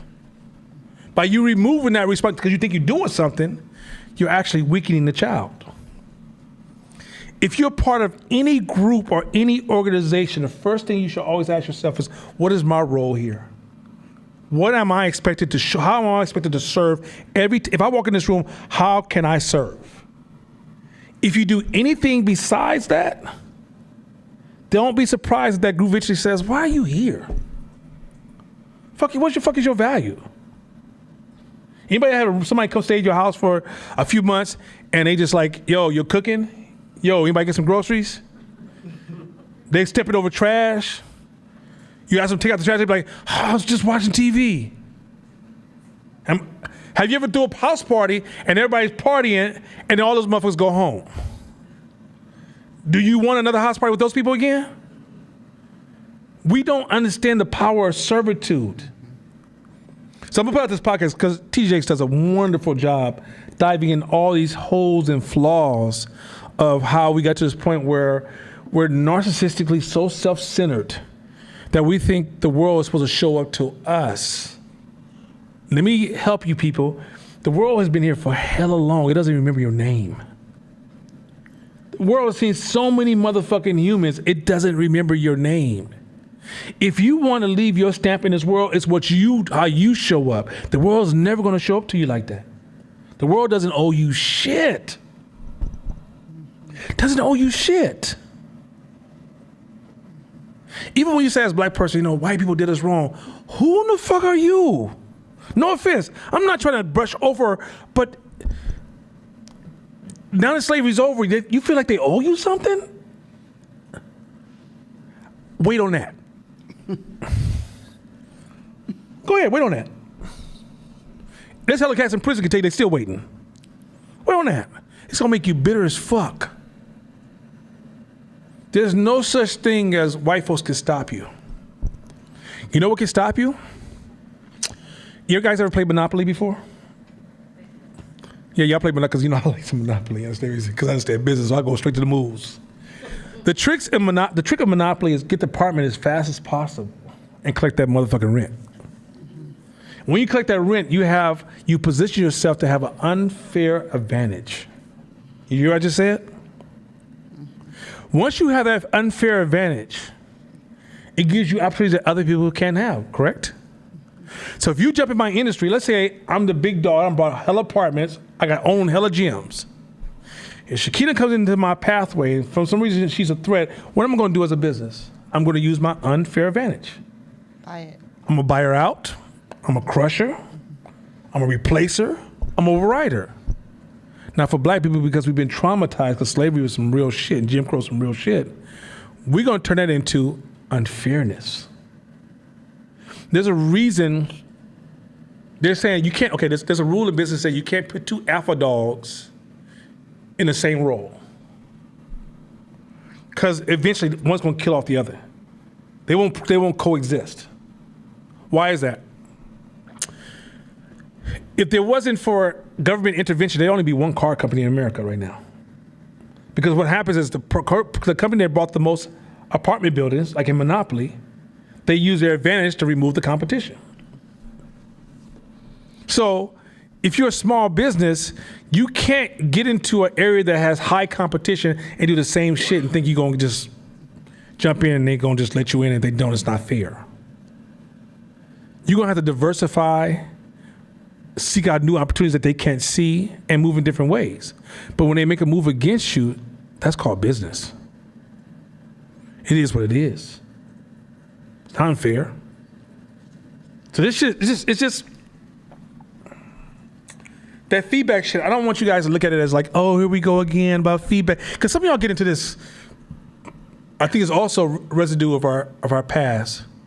Every time you guys learn something, you go into good versus bad, strong versus meek. Feedback is a statement of strength. Because if you think to this day, if I gave him feedback right now, he gonna be like, oh, thank you, bro. He'll say thank you. But if you think his emotions and say, what the fuck, Nana? How the fuck you? I'm over eating chips. This motherfucker. I just get this guy a hatchet. Yeah, it's a long story. He really did buy me hacks. But the point is this. Hey, I'm not even joking. That's my man's. But my point is that, but he's strong enough to override that emotional nudge. He's strong enough to know I'm playing the long game in our friendship. And Nana ain't made to make me feel good every motherfucking time. I'm not the peach and fuzzy police. Every time I come around, do you feel fuzzy? You feel good? When I say it made you feel good? No, it ain't no you. I didn't say I did it. I said I'm not that dude. So she just trying to pause me. This is Tennille. This is who rides with me, and she just paused me, y'all. Y'all at home, man. It's rough on these streets. So All I heard was pause. But she said it so smooth, right? Pause. She just learned pause this week, by the way. She's in class. She had work the other day. She's like, hey guys, can we go over this pause thing in a business meeting? Because I need to know like when can I use it, when can I not? So I just want to emphasize that the feedback thing becomes more and more important the more you grow. This early stage before you have a lot, practice it because it's going to become more intense because there's another ego waiting on you the next level you grow to. And it's going to reject more feedback even then. There's going to be more motivation to reject feedback. Like, look at me. I got more money than all you motherfuckers. How you trying to tell me? right? How's a giant supposed to listen to an ant? Wow. I don't listen to small shit. You'll think you won't say it, but you will position yourself in that role. Or they said it wrong. They should have said it like this. That's the one. You know, or he's a man talking to me as a woman, or she's a woman. I ain't got time to listen to that shit. All these barriers, these superficial barrier. All right, Shabish, I'm gonna do a little bit of this. Just then we're gonna jump in this class. This man and woman shit, y'all. Lighten the fuck up. Josh, I know you genderless, so this is really, just go both sides. Lighten the fuck up. Do you know? Josh, all the single men, Josh. So, but here's the thing. In systems, here's a rule of systems. In systems, boundaries really don't exist. Boundaries is a heuristic tool that humans use to make sense of shit. But ultimately, water is connected to land, air is connected to earth, body to the brain. There's no separation. Men to women. Last time I checked, brothers ain't popping out children. We're not popping out children. Josh, I don't care what operation you had. We're not popping out children. Josh is revolutionizing Jewish culture. I swear to God, it's about to be something else. But we're not popping out children. So the reality is that we got challenges. If there's some challenges. I'm not saying that inequality has not happened. I'm not even saying that inequality is not a thing. I'm saying the over leveraging of this conversation is starting to get ridiculous. Do you realize that some masculinity that you may disagree with is necessary in certain spaces? Let a motherfucker walk inside and try to bust into your house. Do you want that guy who's masculine neutral, or do you want that toxic motherfucker who's about to pull his gun out and start shooting? Thank you. I swear to God, I wish I had that motherfucker too. Right? If I'm playing, the reality is that sometimes what we forget is that a lot of conversations we have around masculinity is a linear dialogue. You said, what do you mean a linear dialogue? I don't like it, so it shouldn't exist. Who in the fuck are you? When did you get so much important that you get to say in a world that's so complex that men deal with shit you can't even imagine, that he should not have this particular trait because it doesn't make you feel comfortable? Sometimes also, if you remove the guard dog from the front of the house, you might deal with some shit you didn't know was outside lurking for you. There's a lot of shit you just like there's more. Here's another thing too. What the fuck can somebody give me a list of what is toxic masculinity? What does the fuck that mean? Don't that make you seem weird that motherfuckers are using language you don't know what the fuck it means? It's just emotional response and shit that irritates you. It's different if we all look at the list and men be like, yeah, that's pretty motherfucking toxic right there. Ain't no reason in the world man should just be running through a wall and cutting himself. That don't make no goddamn sense. But y'all just say, toxic masculinity, like back in the days, homophobic, sexist, huh? There you go. Ashley had a moment of she spoke. Now it was Lisa, because I don't want y'all jamming up the one who broke rank. But Lisa said it's anything that offends the ego. The reality is that you not understanding it doesn't deserve a title. It deserves what? Curiosity. Stop showing up with knowing. Show with seeking understanding. If you rush to give people titles, do you know how elementary your thinking has to be to just give a title to a person and then walk away? You know how easy that is? Do you realize you can go to prison and go to a college and you will feel like there's no difference? If everybody just used that as a system, then we're almost flattening intelligence. Oh yes, this is just toxic. You're toxic. Who in the fuck made you judge, jury, and decipher God? Next slide. First slide. Y'all like, next slide. First slide. Y'all ready to get into this? So we're gonna jump we're gonna go a little bit further. So y'all remember, and I just want to move on because this is shit I hear all the time. I'm thinking, wait till y'all grow more. Y'all gonna realize this is some weird, really weird shit to be using because it's stunting the growth. Women, your greatness is beyond tying it to men. Your greatness is not defined by man. Otherwise, we're just doing a loop. And until we can define women, the greatness of women, us in spite of being, just like black folks, our greatness is not tied to white people. We're great in spite of white people. The problem I'm having with this shit is that this going back and forth is creating a psychological loop. It's creating a psychological limitation. It's a trap. Eventually, you'll fight to get nowhere. All right. So y'all remember first principle thinking, right? Which is the assumption game. Danielle and Kev said some dope ass shit. Somebody said, I don't assume. And this person said, well, you're assuming that. Assumption game is so cold that sometimes when you assume, you don't even know you're assuming. Matter of fact, when you say you're not assuming, watch what comes out your mouth. It's nothing but an assumption.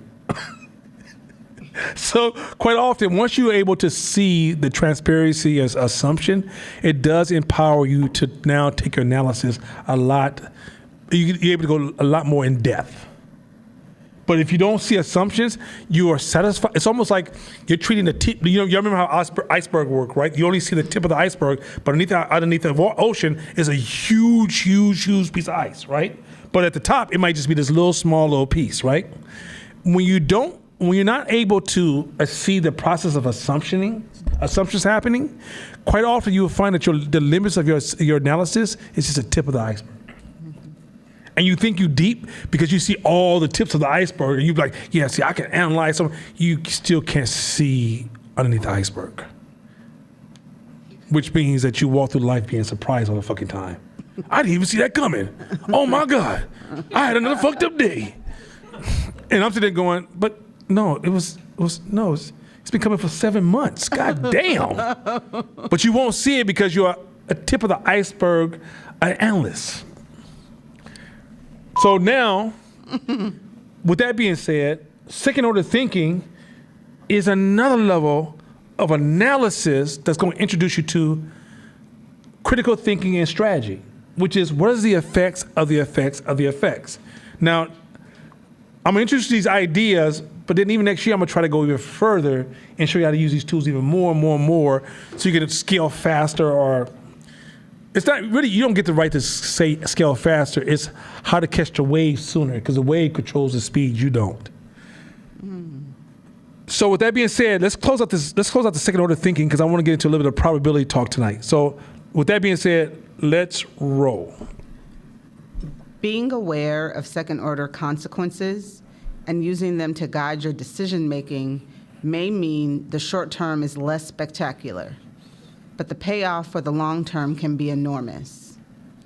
By delaying gratification now, you will save time in the future. You won't have to clean up the mess you made on account of not thinking through the effects of your short-term desires. So, Court knows exactly. I'm gonna say this because there's some things I can say. There's certain things about being an entrepreneur we don't get to change. If we don't follow these rules, if we don't submit to these rules, we die. So when I'm about to say, church, if you're gonna call this church, that's about to be the deacon going amen. One of the biggest problems we have is too many of our conversations are short-term focused. We talk short-term. In this game, you gotta think and talk long-term. You gotta learn how to see things from long-term. You gotta learn how to see things evolving. You gotta learn how to see when it's just a seed and what causes a sprout. You gotta learn to see when the plant that killed the whole city was really pretty and beautiful. You gotta also, watch this. This is shit gonna fuck y'all up. You know why some of y'all can't go past short-term? Because you get snagged by sensationalism. Sensationalism. Meaning, if something blows up, for example, 9/11, the buildings get hit, right? If you're an analyst, that's not the most important part. Because fixing the building and coming up with TSA, yeah, you can tell what age I come from, TWA, that's an old plane system. Stop, Shabisha, stop, we close too. I don't know what the hell is going on, but my closest family members are just starting to come at me. But TSA, instead of like reinforcing TSA, it's how did we get here? and you don't have that conversation once something happens, you're always asking this kind of, so when me and Court is having conversation, we're having long-term dialogue because finding out about shit today is too late. We need to know how to reposition ourselves at all. We're constantly shifting positions in business, always, right? And if you're in a situation, and you understand with positioning, this is what's important about positioning. Positioning will make a dumb person seem smart. And bad position will make a smart person look dumb. Right?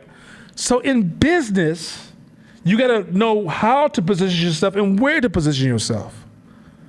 But you can't position yourself if all your dialogue is short term. Car, clothes, happening, trend, this sensational thing that happened in the news, this sensational thing that happened in the news, this sensational, even if the sensational happened, how do you go into the long-term discussion to say, is this even relevant for us to fucking discuss? Is this just a natural system blip because this is the way the system is shifted this way, and this is a natural reaction of the system, and we're gonna have many more of these. So for example, when they show you the cars being broken in, you're like, y'all can't examine crime because you caught up on the sensationalism of the crime. Mm-hmm. Not realizing, you remember back when 25% of black males was graduating from Casamont? You remember when you first started this class, I said, Casamont is a crime, that there's a school that ran down in Oakland. And you remember I told you that the neighborhoods around it was priming their minds to tell them that they were never gonna be nobody? What happens when you realize, if you ever seen a kid, when you tell them they can't have none and all the other kids have candy, what do they do to other kids? Start knocking the candy out their hand, right? Mm-hmm. And y'all now surprised at crime? You seen the wealth gap between Silicon Valley, white hipsters are riding around. They don't get you hired, by the way. Don't get you no jobs. But they ride around stunting, making $200,000, $300,000, $400,000, $500,000 a year. Some of them are multi-millionaires heading over. Some of them billionaires, building motherfucking penis-look ships to go to space and come back. No, that wasn't Paul. That shit, he should got Paul's deal. And yet, you got people who can't eat over here. And you're surprised about crime. Crime is the outcome of all these systemic things that's been happening all this whole time. So then once you know that, one, you understand the urgency of dealing with it when it's still in the seed form. Otherwise, when it reaches this point, it may take somebody in your own family. You understand also that when this crime is happening, these people are not evil people running around stealing. These are people who have been shifted into a certain position that they have given up hope and value on society as a whole. And fixing it is not just going to be police. It will suppress it for a minute, but it's going to come out another way. Because at the end of the day, until we solve these other problems, it's going to reproduce itself. Now, why do I talk like that? Because I think like that. I think long term about everything. Everything. I'm going back to like year 01 and further and bringing it all into context into the day. We lack that historical awareness, the historical context. We just talk superficial so fucking much. Some of y'all have learned how to talk to other human beings through social media, and social media gives no room for deep insights. And you got used to not moving in a space of deeper insights. Mm-hmm. So short-term thinking, the reason you can never inherit second order as a tool is because you have exercised short-term thinking, that long-term thinking just seems like, what the fuck are you talking about? You have to change your conversations. What this star is doing, did you hear what the dick? And have you guys noticed that YouTube never runs out of issues? Every day there's something for you. Every motherfucking day. The mayor, the city, the money, the entertainer, the actor, the hip hop star. And the new one is, this person has something to say about what this person said, hear what they had to say. Oh, this person said what? Oh, what their response gonna be? Oh shit, oh this shit crazy. Oh, the basketball player, he wore a perm and called himself emo. Oh shit, it's going down. Right? I'm not asking. That really happened. Right? The point is, Shibby Butler. And so, but the thing is that y'all will be surprised. That's why some of y'all can't, okay, for example, how many of you guys find yourself being trapped sometimes on social media? Ashley, y'all better give her an offering. Because Ashley keeping it real. There you go. Come on, let's keep the shit real. You're being trained to have short thinking. This is why when you're on your phone, you don't even want to read art. You just like this. When Instagram was saying, no, don't think about the future. Don't go long term. Just look at this shit right here. Just look at this shit. Okay, okay, next one, because I'm already bored. Go to the next one. You gotta almost. So do you know how I train my brain? I engaged shit I found that was extremely hard for me to do, and things that made me feel like I was gonna be absolutely bored. And eventually I became excited. And then when I tried to go back, I was like, oh, I can't do this shit. I can't do it no more. I had to literally, it's just like, okay, if you're overweight, you can't say I want to lose weight by, I'm going to come up with all these interventions, like I'm going to buy a machine that shocks me. I'm going to get there's a long story about that one. Yeah, it's a real story. Yeah. I'm going to get an operation. No. You're going to have to start off with this process that's going to create some friction. Because you've allowed so much intervention to reverse the process, it's going to be a little painful. You can reduce some of the pain. That's what Shakina helps you do, reduce some of the pain. But you're going to have to go through some pain. You're going to have to. If you want to get your brain to use second order thinking, and I trust me when I say this, if you're not using second order thinking, you'll never be a leader. I'm just going to save you some time. You'll get a leader title, but you'll never run shit. Other leaders will look at you like, what the fuck? You might be a director. Yeah, I don't know about even director. You might, because you have to use short-term thinking. If you're going to be successful in these roles, you have to use short-term thinking. Second order thinking. Short-term thinking is the enemy of second order thinking. Next slide. For example, most of us have to construct arguments every day. Convincing your boss to take a chance on a new form of outreach. Convincing your spouse to try a new parenting technique. Life is filled with the need to be persuasive. Arguments are more effective when we demonstrate that we have considered the second order effects and put effort into verifying that these are desirable as well. So one reason you can't get people around you to do a lot of stuff, because you can't look into what's the second order effect if you ask them to do something. You don't even know how to show empathy towards when you ask. So if I say, can you do this for me? I've already considered all kind of options for you and impact upon you. Mm-hmm. In some cases, you even see, like when people who have excellent second order thinking and asking, they'll say, hey, listen, man, can I just at least give you this much money? Can I do, they think about the impact. People who don't have second order thinking, they just think about what they want and what they need, and I did a favor for you, how come you can't do a favor for me? They don't think about the consequences of that choice. What if you make if that favor costs time, what am I stealing time from? What's the cost of opportunity, right? What if it's a possible loss? Have you thought about that loss for that? Have you figured a way to help that person think about that process? And when a person realizes you think that much about them, it's easier for them to buy into a yes. But if all your requests is, it doesn't show that second order thought of how this is going to affect you. If they don't see that in that process, you come off as a selfish individual, even though you're not. Well, you didn't think about me, you didn't think about how that's going to impact me at all. Can you just do this favor for me? Mm-hmm. There's certain favors I want to ask. I'm thinking, the cost of that, it just doesn't make sense to me. Let me figure another way to do it. Maybe I call Uber. Maybe I do this. But this is one of those things where if you want to persuade people better, before you ask anybody to do something for you, think about it. It will even show you how to show up for the favor being provided for you. How to say thank you, because you're thinking about the outcome and the effects of everything that just happened, the effects of the effects.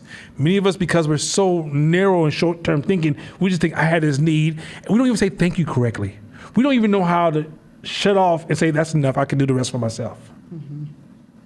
Because we're thinking, oh, you can provide that. Go to a restaurant with somebody and let them be in a position where the bill comes.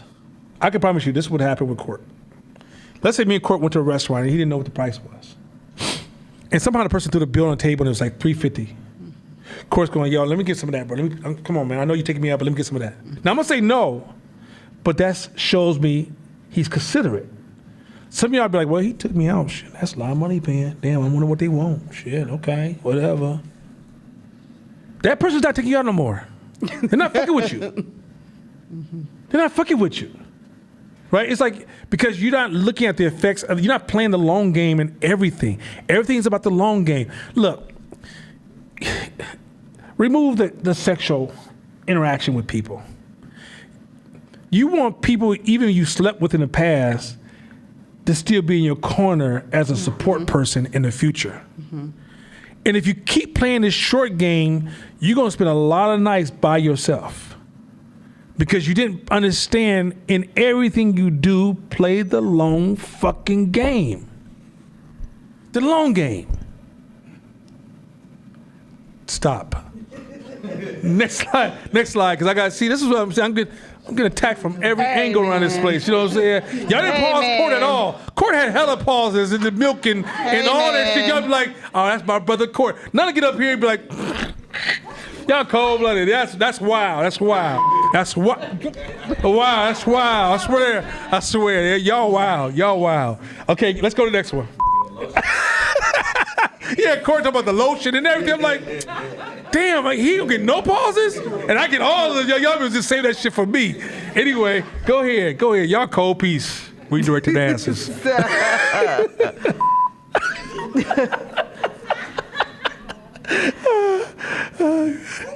A word of caution. Second order thinking, as valuable as it is, must be tempered in one important way. This is what you asked about. Okay. This is what remember Fern said, when do you get to a point where you can almost get lost in a loop of second order thinking? This is where we're going to address this. Go ahead. You can't let it lead to the paralysis of the slippery slope effect.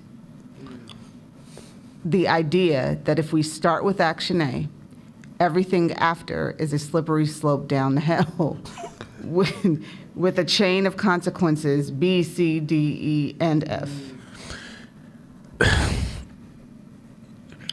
This is that old black person in a hood that's hella smart but can tell you how everything's gonna go wrong. It's almost like a pessimism undertone, right? Yeah, if this happened, like for example, let's say you have a nephew who comes in the house and he's drunk. Your brain doesn't say, well, maybe he's trying alcohol and he's gonna get over it within 1 or 2 years and it's part of his youthful experience. See, I had a cousin used to drink and that motherfucker died of just toxic poisoning. And I got another nephew who's in jail right now. He's doing 10 years and shouldn't be drinking none of that shit. This is why I don't want nobody drinking. Okay, let's take that to business. Business is not the outcome. This is really a tool of probability, not a tool of guarantee. 2, if you only can find a negative angle, that's a problem. When I analyze second order thinking, I'm also saying what are the negative and the positive outcomes. Sometimes, so for example, there was this worm in the forest that was killing this certain tree, right? And it was a fir tree it was killing. I forgot the name of the worm. And this tree was not valued by most people, so they didn't pay attention to the interaction of the worm to killing the trees because they're going at this other particular tree. Well, the other tree went out of fashion, and all of a sudden everybody wanted the fir tree. So they realized, okay, let's get rid of these worms that's killing the tree so we can, use these trees. And all of a sudden, as they started using like all these different pesticides to get rid of the worms got out to a point they were killing up to 50 million acres a year. And so the scientists are like, what the fuck? We're using a chemical spray? How in the fuck why is it at 50, like these worms are like spreading faster and faster. What they discovered was, if you just left the worms alone, they would contain themselves. Because what happened is that the worms grew a certain amount of predators who surrounded the trees and they ate the worms, which stopped their growth. Also, so when you kill off the first of the worms, you kill off the predators because the predators no longer had food. You start the predators. So the predators who start from food allow the worms to go crazy. And then so you may kill off a certain portion, but there was also a huge birthing explosion on top of that. So they realized that if you just let the worms just go ahead and continue to grow and leave them the fuck alone, they will eventually run out of trees to eat and kill themselves off as well. They realized that the bad was actually good. This is second order thinking. You see how sometimes, if you're not using second order thinking, this is what you're doing in life. Good, bad, good. And you think it's moral thinking. And you thinking that in business, I'm going to build my business on moral thinking. Have you lost your fucking mind? Systems thinking is saying sometimes bad shit is good. And sometimes good shit is bad. So if you keep using this moral call of good and bad, you're destroying good strategy. But when you use second order thinking, also where you can become a victim of second order thinking is if you are over leveraging bad or good. So if you're just using second order thinking as confirmation bias, I'm going to confirm this is all going to be good because it could be this, it could be that. See, now I was using second order thinking. Fuck no, if you wasn't. So it's second order thinking. And then the last thing, remember you don't control the outcome. This is one of the things I learned from when I was pro-black in the conscious movement. I used to think, well, black people just need to do this. You don't control the outcome, G. Do you realize that, okay, let's say right now, everybody in this room, you have a group of like, you might say black people or white people or Jewish people or Asian people, they don't do this, right? Stop it, Josh. So you might say these are things they do and don't do. That's in your lifetime. When the next generation gets older, that rule doesn't even exist anymore. You don't control the outcome. So even the future you're working for, you don't get to take the reins and control it to the end of time. You're passing on to another generation that doesn't even relate to the shit you're talking about. I just want to jump in and say we're so hijacked by that. We're blinded to the fact that it's happening to us. If you look at particular marketing companies or companies in general, they prey on those, the waves of trends, and you don't even realize you're getting manipulated by it. Just case in point, if you look at your favorite sitcom as a child, the background music at the beginning of that sitcom was pretty much all the same on all the sitcoms, and it was whatever the popular trend of music at that time. The synthesis keyboard just came out, and guess what? The background music had the synthesis keyboard but in the '60s it was whatever trend was that time, and so you're getting manipulated by trends, and you think it's real for you, but you just getting played based on second order thinking of what they know that you're thinking. That is. It's more powerful than you guys realize. A lot of you guys are living your life based on these missions that are impossible to fulfill. When you're pouring into the world, you don't get to. It's not a relay race. Of you going, hey, Josh, don't do that while I'm talking because it's really causing like everybody. Okay, but you're doing this thing where you think that I'm going to do this and I'm going to give this baton to the next person. They ain't going to do that, right? Whatever happened to the nonviolent movement? I ain't talking about do we do it sometimes. I'm talking about the intelligence of what Martin Luther King was doing. Who put up the baton? Well, y'all seen Malcolm X in your lifetime? We got somebody in our lifetime that's relevant. I'm saying the next generation may identify who that is, and we didn't even know what the fuck it was. I'm telling you, like, you have so little control. Once you realize how much you don't have, like, for example, all your beliefs that's serious to you is because you put a circle around you that believe in those same beliefs and you think everybody thinks that way. Once you get outside that circle, you realize nobody thinks that way. Now you want to go to a business and sell to the public, and you're bogging your business down with you. You're the limitation of your business. When you have to open up and start to show up with, the reason you want to show up with understanding so you can start to say, that's why y'all do this? Oh, let me reposition this product then. I was tripping. But if you always leading with, this is what I believe, this is what I feel, and I'm going to do what I got to do, okay. I hope you can pay for all that fucking inventory you just brought. That's all the fuck you did. You just paid for it. You just got a whole bunch of inventory. It makes no fucking sense because you're not going to sell it to anybody besides yourself. So the reality is that you don't control the world. So why is this important? So when you're doing second order thinking, you're like, yeah, so if black people just get together, this is going to be different. If men just act like this, the world's going to be different. If women just do this, the world will be different. For every woman who is standing up on the highest level of what they define as womanhood, there's a counter Cardi B going, fuck what you heard. And that group could grow just as fast as your group can grow. There's no guarantee. Once you realize how, this is why I think greats have learned to believe in God. Because they realize, I don't control shit. Go ahead, Shakita.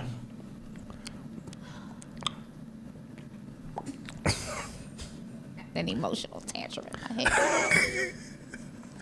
head. Lord have mercy, I'm feeling a lot of feelings. So, take a note at a quartz page and breathe. My brain is going back to a conversation that we had about me trying to figure out how to transition into long-term planning and me acknowledging I don't know what the hell that means. And so, like, I mulled that idea over 1 billion times since our conversation and still don't know what the hell I'm doing. But I'm making tweaks and then trying to be curious and then trying to get feedback as I'm making tweaks to see did it work or did it not. When I'm hearing you, and this is an interpretation, so it's not a statement or like a fact. If it's bad, Court said it. Go ahead. If you don't fit your moral code, that was Court. I'm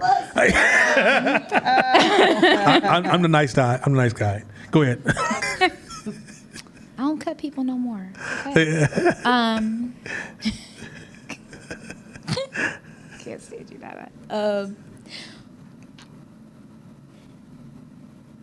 I guess if I boil down my question, if we're supposed to attempt to do long-term planning, but we don't control the outcome, but we have influence over it based on the systems we set up, how do we efficiently long-term plan? First of all, there's a couple of things. One, so you know why I don't talk to you about long-term thinking? Because in your ordinary moments, you don't do it. You only do it when there's a crisis. So it's hard to talk to you when it's, like, you can't talk to anybody when it's a crisis. It needs to be something you can play. Like, remember we asked you what's 2 + 2, and you said, don't matter if you, I don't really give a fuck, right? Ordinary moments give us that space to grow. If you come to me and like you're in a crisis, hey, shit blowing up, goddamn, long-term thinking, what's that shit again? Give it to me one time. I'm out, I'm gone, pack up my shit, okay. Like, no! Like, it's not gonna work that way, right? And so the problem is that, like sometimes I tell you, hell, stop sitting on that video game. Get off that, or focus on this. You're like, okay. That's the time for this stuff. Because it's way more complex than even this conversation. It's something, am I lying? It's something you grow into. And you learn these different. I just called Shabish the other night. I'm on the way home, driving. Eureka! 11 o'clock at night. She's like, what the fuck? Yo, okay, I got this idea. Let me just get it out. Just stay with me for 1 second. And she rolled with me for a whole hour, right? I don't think we had a superficial moment. I don't even know where she was at. She could have been with a loved one. Okay, it's just my brother. Just calm the fuck down, okay? Well, I don't give a fuck, right? I don't know. I got this deep thought. Have I ever called you and ran a superficial dialogue with you, ever? No. Right? Have I ever called you and ran a superficial dialogue with you, ever? Have I ever had a superficial dialogue with you? I was like, well, you call me preacher, then I have to let you have it. But outside that, right? Even when we talk, do I push the envelope, right? And I'm not doing it because I'm trying to push the envelope. It's because the practice makes me show up like that. I'm not trying to be something. I'm not trying to impress them or play the, we're going to do the deep talk kind of thing.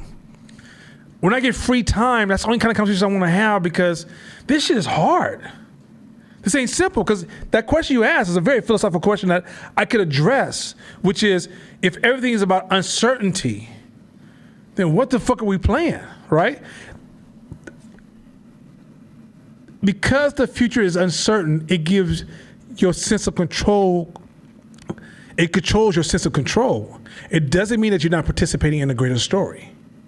So, for example, if you ask me, why do I fight for black folks? It's not because I hate white people. It doesn't mean that I don't hate some white people. But it's not because I hate white people, because if I hate white people, then that stops me from being effective. Also, if I hate white people, if we get to the point where we take too many losses, we internalize that and we start to hate ourselves and start to hurt each other, right? I do what I do to give black people an opportunity to provide, to win. Just make it really simple, to win. So when I'm moving in this world, I'm like, how can I make sure that black people have a better opportunity to win? And in that opportunity of winning, like, our manhood and womanhood is not even, Martin Luther King said that, he said two things. He says, segregation gives white people a false sense of superiority and black people a false sense of inferiority. And black people, he said, and for black men, we don't know what manhood is because we're not having an opportunity to actually live a life of a man. segregation takes away your ability to be a man. That's why it's really funny when somebody tells me, oh, this is what a man, I'm like, oh, how do you define manhood if you remove slavery and segregation? Because right now, most black people are segregated. When you're not controlling your water system, your land system, your banking system, your housing system, your financial system, you're segregated. So that means that a lot of our men, he said, most black men, because we don't have a relationship with our manhood, we resort to the definition of manhood as an act of defense. That's what we think manhood is. This is what Martin Luther King is talking about in the 1960s. 2023, we still confused, and then here comes a white woman going, no gender. We ain't never had a fucking gender. You leave me the fuck alone. Sit your ass down. If I go to the hood and say no gender, I'm getting my ass whooped. You got this game fucked up. Until I get some power, I don't know what the fuck you talking about. That's, you got the freedom to talk that shit with your living in a house full of butterflies. I ain't got that motherfucking option. You got butterflies, I got roaches. What the fuck you talking about? What the fuck you talking about? Got me fucked up. Next slide. So in a sense, go to the next slide. I was closing at this point. What I'm saying to you, this is a conversation that also requires you to have your own ownership from the practice of long-term thinking. But to try to arrive there from where you at without the practice, it's like almost like saying, no, I saw you bitch pressing 315. How can I get to that shit next week? What is it gonna take for me to get to 315? Everything I said to you, you're gonna feel like it's inappropriate. It's like, just start training first. And then as you start to train and develop a respect for weight and respect for how your body moves and shapes and respect for eating, it's respect for sleeping, respect for recovery, all of a sudden, now I can start having a different conversation with you, because then it's gonna lose all the context when you're on the outside going, yo, how you bench press that shit? I want to do that shit. I want to do that shit. Like, I'm going to a party with my girl that's weights. I want to just go and get down with that 315 in front of her. Okay, keep it going. Next one. Garrett Hardin smartly addresses this in Filters Against Folly. This is nice. Those who take the wedge, slippery slope, argument with the utmost seriousness act as though they think human beings are completely devoid of practical judgment. So when you say if people just do this, or I'm going to go help people because people are acting stupid, or the hood is, no, human beings, you forget that human beings are smart. They may not do what you want at that moment, or they may not be what you want to be. Like, men are stupid, women, no, they're smart. So even when you do a second order thinking, you think about your employees, they fucking up. No, they're making a smart decision that you don't understand. This is important. Because if you say it's stupid, you label. This is an anti-label phrase. Once you label people, you just kind of throw it over and then you just start to act on that label. You don't see the person in front of you. Once you start to say, why are they doing this? There has to be a fucking reason. Everybody, why is he doing this? Why is she? It has to be a fucking reason. And once you start surrendering the intelligence of human beings, I promise you, shit's deadly. Go ahead. Countless examples from everyday life show the pessimists are wrong. If we took the wedge argument seriously, we would pass a law forbidding all vehicles to travel at any speed greater than 0. That would be an easy way out of the moral problem, but we pass no such law. So, see how the micromanagement happens? If people are stupid, have you ever been on a freeway and noticed that somebody's going 75 miles per hour right next to you, and you know the psychological state of that person, and the shit is still working? Have you ever noticed, like, there's certain things where you get on a plane and have to trust people to get from one point to point B. You go to a doctor, you don't know if that doctor crazy or not. There's an automatic, so even in your analysis, you got to kind of realize you're tempted to control the outcome, need to be able to say, then A gonna hit B, and then B gonna hit C and D. It could be A, 2, no letter at all, 4, right? But in your linear brain, it's a problem with linearity. You want to go A, B, C, D, E, F, G, then okay, H, I, J, K, L, M, P, okay, then maybe go backwards, and then 1, 2, 3, 4, then 4, 3, 2, 1. And it's like, no, life, the only thing that's linear in this world is the way you think. Life is not linear. Give you an example.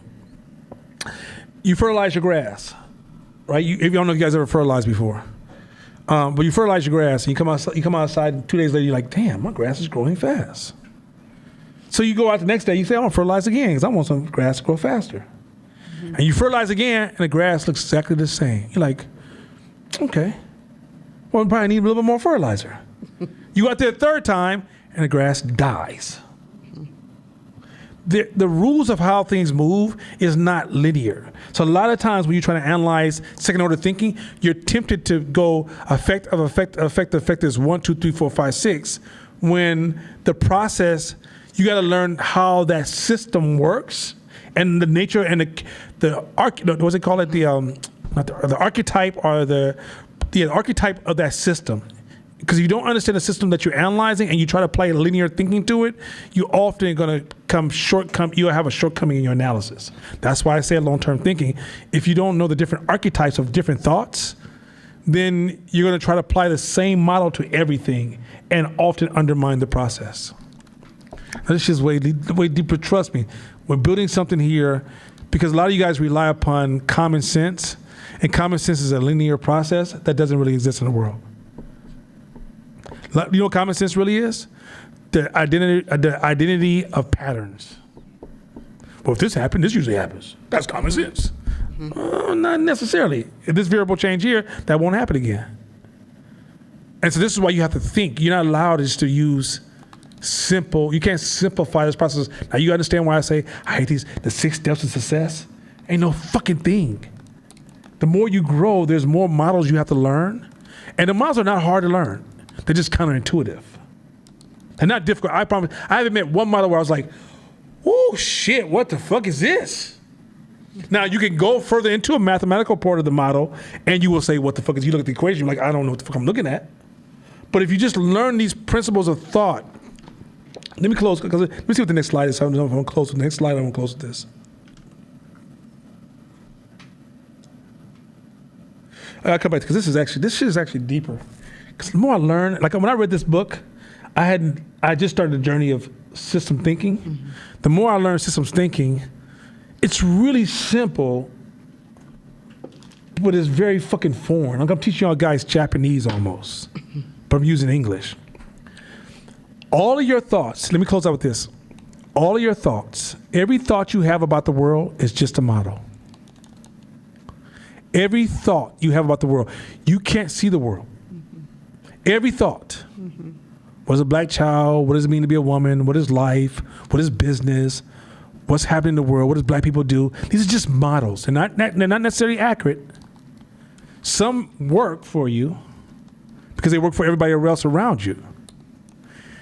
Many of you suffer because you have models of a lower level models. And you've gotten used to having very simple models in life that doesn't change the way you see anything around you.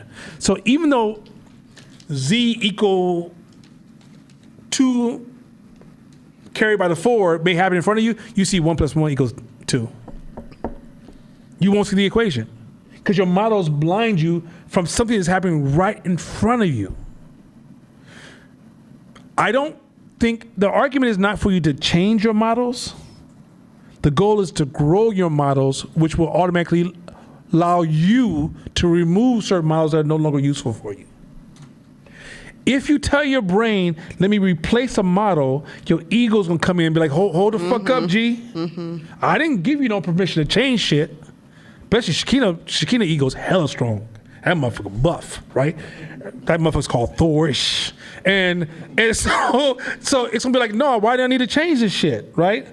But but the ego doesn't intervene if it thinks you have more options. The ego thinks, oh, cool, you give me more tools, right? It's like, have you ever got into some type of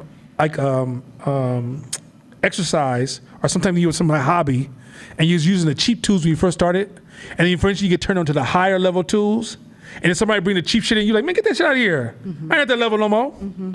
Models work the same way. As you start to grow your models, it's supposed to don't focus on changing yourself. Focus on expanding yourself. But know that everything you believe in is just a model. First principle thinking is a new model.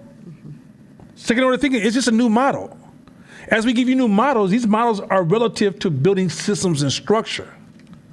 I'm not giving you models that just sound like you're not being morally superior or the wise guy or clean, or you're going to be the new person going to be added to the Bible next year. That's not what we're trying to do here. What I'm trying to do is saying the models you have are models that's designed for, you've been socialized to be the labor in society. So most of your models are labor-based models. This is why when you build business, the friction you're feeling is not because, the friction is not based upon the core of who you are. Everybody within the sound of my voice is great. You're great, wonderful God. You're God's people. This is you're the person that God put here on this earth. Where things are going wrong is you adopted models from your servitude ancestors who said, this is how we survive. And it works for your survival as long as you don't change your role. Once you decide you want to take on a role of leadership, building and creating something, it's a whole different, I mean, I'm talking about a plethora of new models. What we're trying to introduce now is just a foundation that will, through curiosity, will start to allow you to pick up models on your own and start to accumulate quickly without waiting for class. But know your intelligence is not on trial. You are extremely intelligent for the environment you're in. That's not a stupid person within my voice. Well, mostly. There's some people got some folks I can be like, I think you stupid, bro. But the point is this. but I mean, let's just take my cousin out of this conversation. But the thing is this. It said that, but within my voice, if you are still here, if you made it past 21, you're pretty fucking smart. 25, you're smarter. But you're smarter relative to what you've been socialized for. Some of you are descendants of servants, of the working class, and all you ever heard was working class principles. Those principles, most of those principles have nothing to do with real life. They're not even in line with the reality. When you become an entrepreneur, you have to take on the principles of reality, and those are totally different than the way you think. So, for example, you use boundaries all the time. In systems, there's no such thing as boundaries. Boundaries are just tools of heuristics that we use in conversations to work on processes. But if you stop at boundaries, most of the complexity of our systems is based upon these boundaries we put in our own head. The reason we can't solve a lot of problems is because we have too many boundaries in our own head. If you go past the boundaries, you'll realize, oh shit. So I watch car detailing all the time, and they watch these cars, right? Just be like, okay, you got to dip the towel in this water and the soap, and then you dip it in the water to purify the towel, and you wash the car because you don't want, this kind of water. And you don't want to spray the car with just regular water because if the water hits the dirt, it may toss the dirt to just slide amongst your paint job and scratch your paint job. Now, if you stay in the boundary of that thought, you really think, oh shit, what should I buy? Then how the fuck does your car do in the rain? They just create a boundary between rain and reality. And they got you because they trapped you in the boundary of thought. And you're like, oh yeah, shit, I'm gonna need this kind of soap because I don't want that to scratch my paint. Motherfucker, it's gonna go through the water and rain. It's gonna have mud on that shit. Are you serious? Like there's a point where you have to say, okay, let's negotiate this idea. But when you create boundaries, you fool yourself. Now, not only do you fool yourself, when a problem arises in your organization, your personal life, you can't even see the problem because the boundaries in your mind got you clouded to realize instead of saying, there really is no boundaries here. These boundaries are artificial. So some problem happens. If I start saying, you caused a problem. If I really feel that way, I really believe in that boundary. I should say, damn, yeah, you created that problem, but how did I participate in that? How does the environment participate in that? How the conversations we had in ordinary times help support that? But when you say, this happened today because this happened because this person did this today, and that's the only reason this shit's happening, those boundaries you surrounded the problem with has stopped you from solving the fucking problem. It doesn't exist. So it's okay to use boundaries like saying, I'm a man, you're a woman. That's cool, okay? But if we have a problem in the household, I'm going to remove the gender conversation and going, how do we participate in this? What did we do? What happened in the past? Not as a man, And if we're suffering, as a man or as a woman, no, what's happening here in this household? Because when we had that party last week, how did we show up to that party that contributed to this moment here? I'm seeing this intersection because in reality, everything is connected to these really complex intersections of life. Everything that's happening in life, if you go outside this building right now and say, fuck the world, it's not simple. There's so many intersections of things that are going to happen, and the consequences, the repercussions are insane. So simplifying life. And last, linear. The world's not linear, but your brain loves linear as a human being. You're going through life looking for these straight lines, and you ain't never seen a straight line on a day of your life. You just fooled yourself and told you it was a line. So when you build a business, you think, I'm gonna start here, and I'm gonna get here.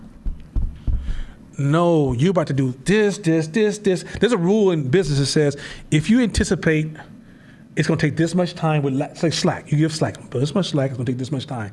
Now, when we start to estimate based upon investments, times 3, minimal. Times 3, because nothing's linear. There's a rule in business that says that as you think about business, you got to think about delays. Delays is just as important as progress. Delay has to have the exact same level of focus. Everything you do has a delay.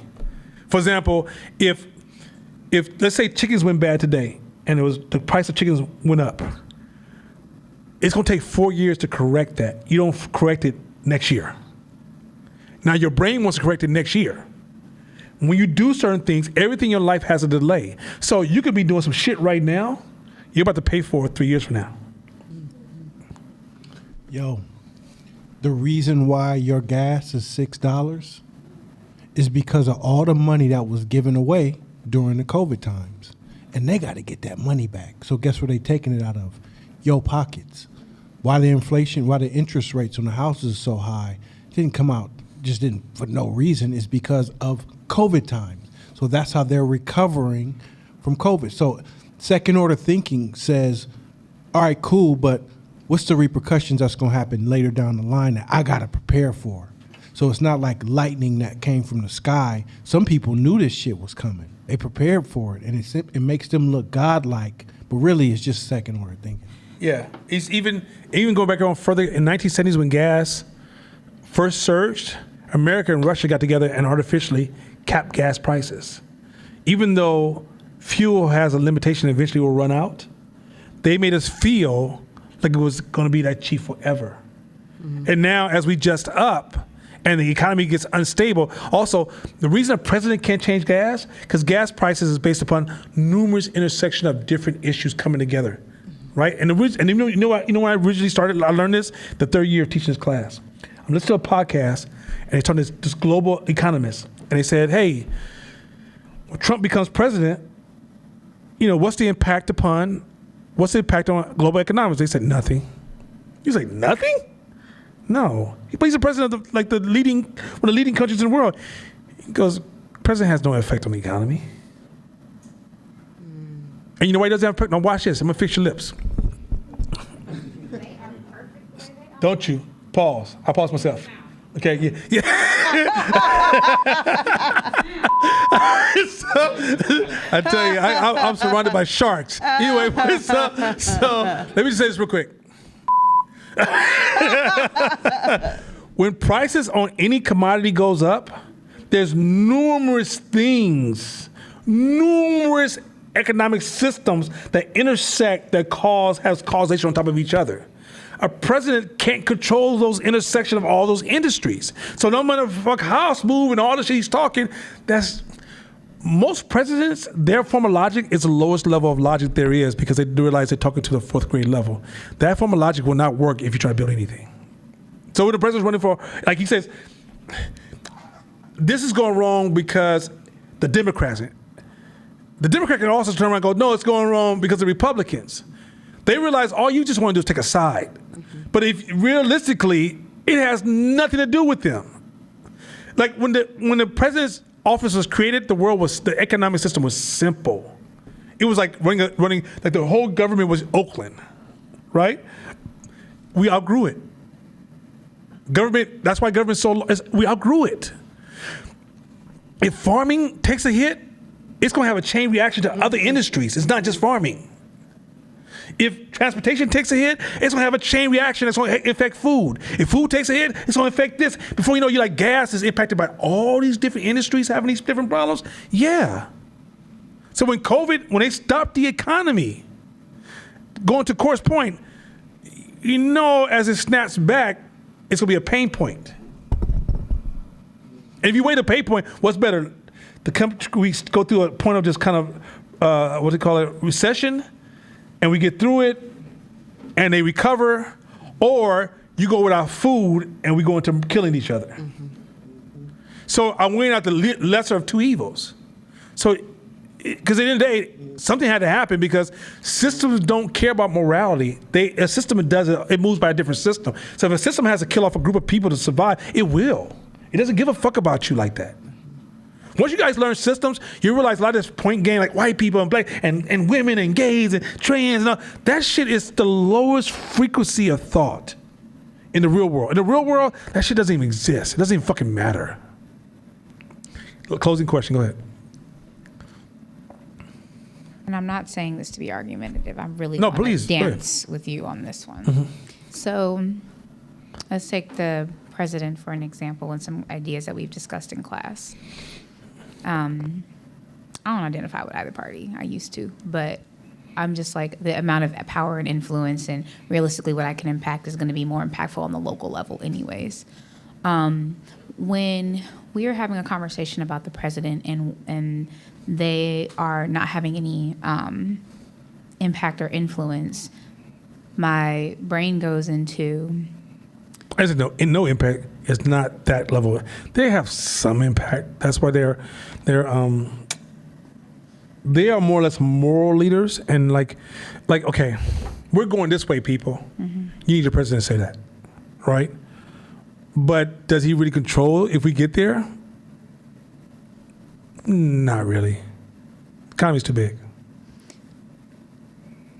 So my business brain goes to, okay, yeah, he can't pull everybody across the finish line, but then the radical responsibility says like, but he is responsible for molding and shaping, or he is responsible for his messaging he puts out, or like what our leader of the country says like is going to impact if other world leaders want to even play ball with us because of how we're positioning ourselves from a leadership standpoint. Economics changed all that. Global economics changed all that shit.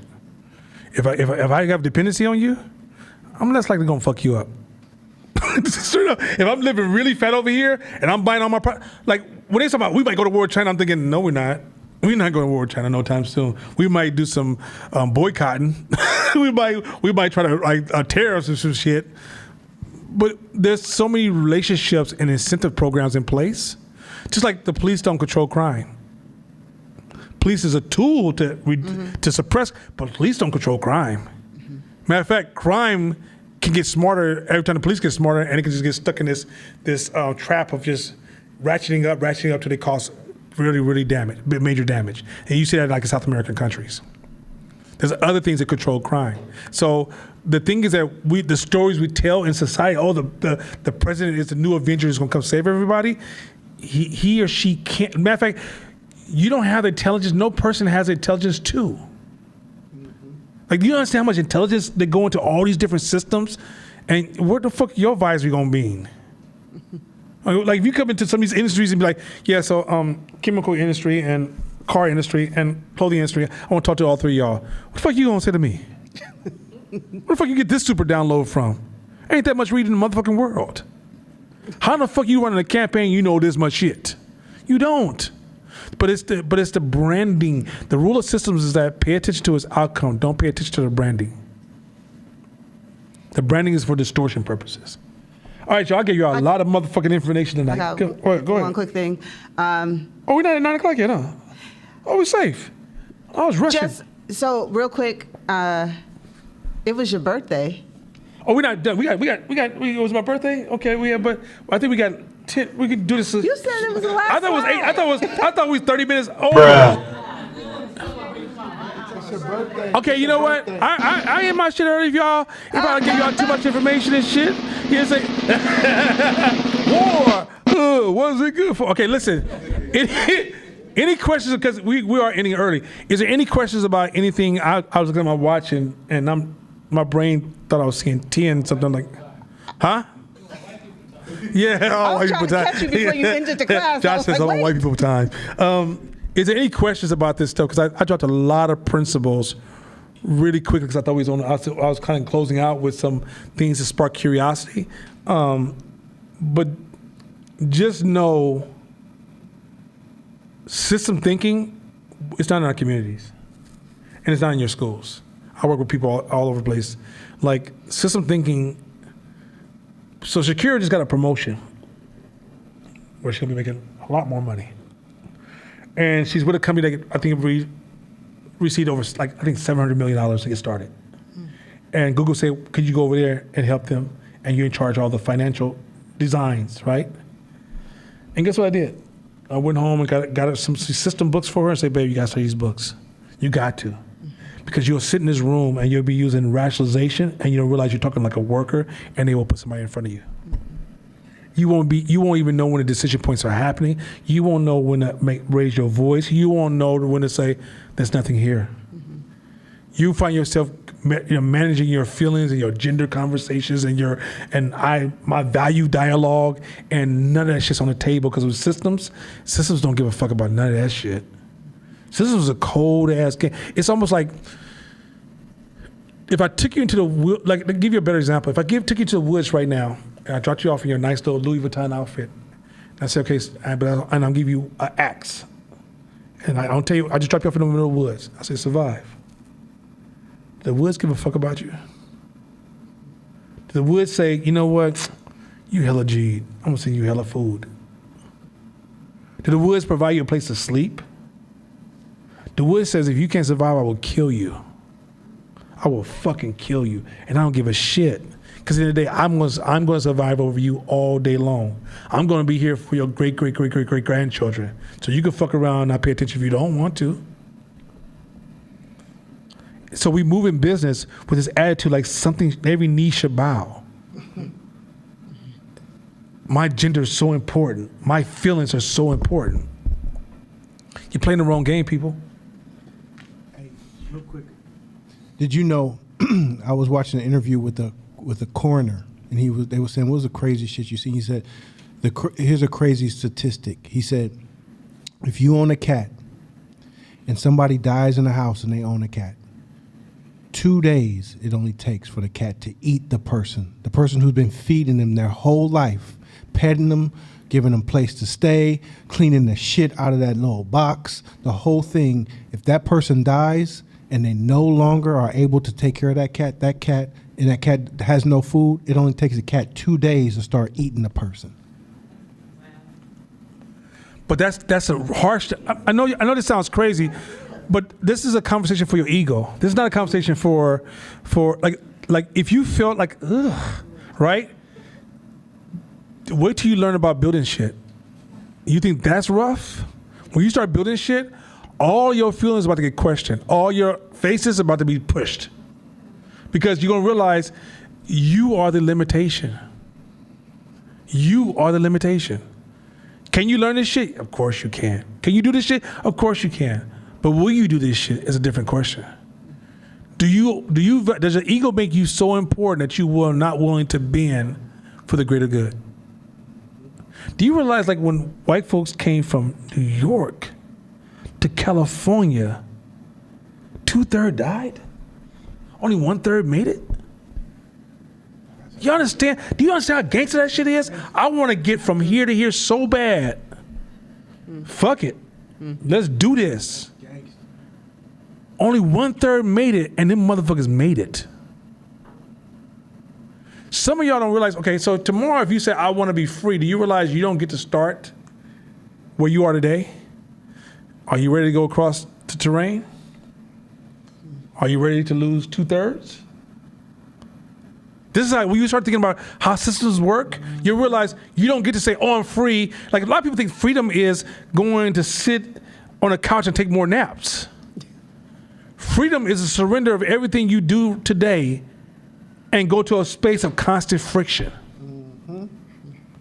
I want to be an entrepreneur. Some of y'all think entrepreneur is the weeks off or the weekends off. No, entrepreneur means I'm about to lose hella shit. I'm about to lose hella desires, but you are so not a servant. See, if you're a servant, that's almost exciting to you. But if you're not a servant and you're still trying to protect this false sense of self, it's a friction point for you. I gotta give up, but I'm not to only realize I can't wait till you mothers get older and realize that was all make believe shit you was telling yourself every day. I'm this, I'm that. You know, I've always been this, I've always been that. I'm dead. Fuck you going with this story? You're literally gonna die one day and you think this shit matters. Here's the cool thing. There was a great-great-grandmother, a great-great-great-grandfather, a great-great-great-great-uncle and auntie that was gangster. Ask your family today, who gives a fuck? No one cares. Just like no one's gonna care about this shit you talking about. Now, there is some grandparents that people still talk about because of the way they served the family. This is why some of you will never live past the days you can see, because you're too damn self-centered. Servitude is more important than this form of leadership you believe in is almost childish. I heard a young lady say, my school has a dress code. It's stupid. You know what she's thinking about? Herself. She didn't realize there's a whole bunch of other kids. If in my rationalization, if that rationalization gets adopted by everybody, we have a different environment here, people. So in order for her to serve the rule that allows her to have a certain type of experience, she's willing to abandon a rule for her selfish needs. There's a rule that says, if you want to destroy a system, let the individuals go rogue. So for example, if we're all here to win the championship, but you here to win scoring titles, you're destroying our team.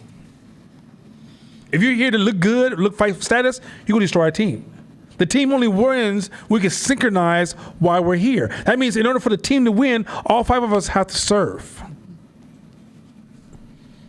You ever talk to like basketball players? He's like, yo, man, in college you was scoring 30 points. He said, yeah, but they asked me to do this, and that's all I do today when I get here. Some of y'all can't even do that shit. I'm better than this. I know I cannot do this either. James Harden will never be the person he could have been because he don't have enough servitude in him. Steph Curry showed you a level of servitude you've never seen in sports before. He let Durant come through and like, yo, every time you want to have. But when he left, time retold the story. Well, I think Durant was tight because of Steph. Right? But when he was there, Steph couldn't even get a mention in the news. Man, Durant, man, is making the Warriors the greatest thing you've ever seen. And Steph just sitting there like, when he won the MVP, and Steph really should have won that MVP, that I think the second one, right? Steph was just like, he held his, you could see it kind of hurt him, but I'm gonna dance, I still got my ring, fuck it, I'm cool. You saw no resentment.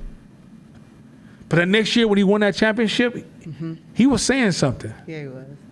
Oh, y'all didn't know who the fuck I was? I done got all these scoring. I done changed the fucking game, and y'all still tell this dude right here who can't win shit by himself. He wouldn't find another fucking Warriors, right? And the reality is, it's not that the man's not talented. He just didn't have it up here, because he had the same problem. It was about him. He left the team because he said, I don't want to share like that. I don't want to play a role. I want to be the dude. This is why many of y'all are suffering right now. You so want to be the dude. Do you realize that some of y'all know people that won't come to this class right now, or even a class like this, I don't know where it's this, right? They won't attend a class like this because they want to just figure it out for themselves. They're not trying to serve the game. You're in a servitude game. This is not a shine opportunity. If you're trying to shine every time you show up, you're not serving. Remember when Court first got here? Court said, man, I don't be wearing what the fuck I'm wearing. I just be getting there trying to do what I can to show up. He said, okay, well, fuck, I got to wear some shit because I am Court. Man, fuck, okay. Right? But even that was a servitude statement. Because I promise you, if you gave Court the option, he'd put on his most comfortable shoes, the most comfortable sweats, and he good. But he realized if I have to serve, this gray hair on my face, somebody asked me today, Nana, why you let the gray hair come out like that? Because I'm not serving my company. He said, what do you mean?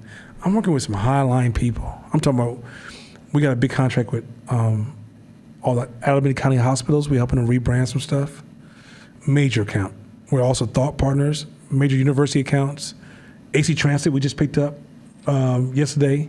We got contracts coming in nonstop. I'm sitting at a table with some heavy hitters. Gray hair, it's like we're put on a suit. People talk to me different. It's the weirdest shit ever. Same person, they see gray hair. Oh, that's interesting. I didn't think about that, Donna. That's great. If my hair is black, have That's not the way we do it. It's a different kind. I swear on everything. It's the weirdest shit ever, right? Also, too, when you paying somebody, $500,000, or I'm going to have a meeting with you and your team, $100,000. They don't want you coming in there like looking GQ. They want you want to look like you know some shit, right? And so I'm trying to get you guys to understand like this. When you get home, ask yourself, what roles do you play in life? How well do you serve those roles? What roles do you play? Are you still bucking up against a role because you're trying to protect yourself? Or are you proud to show up every day and serve that role? At your church, what role do you play? At your child's school, what role do you play? In your family, what role do you play? In your relationships, what role do you play? In your business, what role do you play? And you can't escape hierarchy, because hierarchy is part of efficiency. You can't be efficient without hierarchy. So there's going to be somebody in front of you and somebody behind you. What role do you play? That being said, go ahead, Shabisha. With that being said, we all want to wish you, on behalf of Hope, I'm going to speak for everybody, we want to wish you a happy birthday. Oh, thanks, family.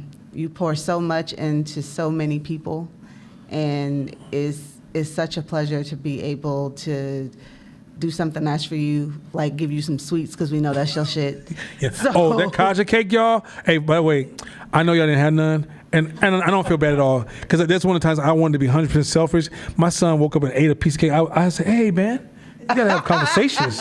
I'm feeling I really feel like I had to fight my scarcity. I had to tell myself, Donna, you can't cuss your son out for the goddamn cake. But there was the evil devil in me was like, man, you should at least just use a couple profanity words, right? And I was just like, yo, son, just in the future, I don't want to share this. This is not. So I end up cutting a portion of it, and it's in the back of the freezer. And then just one of them days I'm not feeling good, or I had a rough day, I was gonna break that little cake out by myself and turn the lights down a little low, make sure everybody asleep, and go and have my moment to myself. Because that Kaja cake is that motherfucking good. Oh my God. Woo!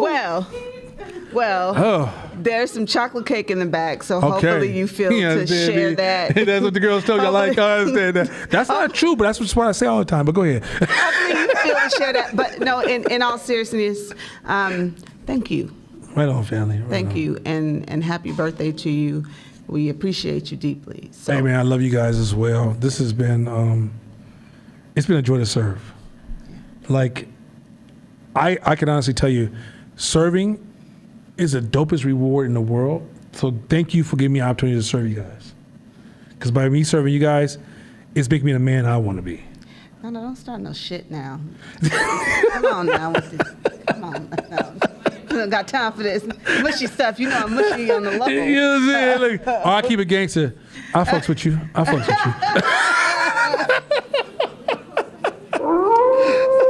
wait.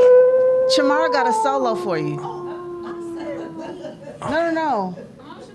Give us a little something. No. You gotta. Oh, hey y'all, this is special.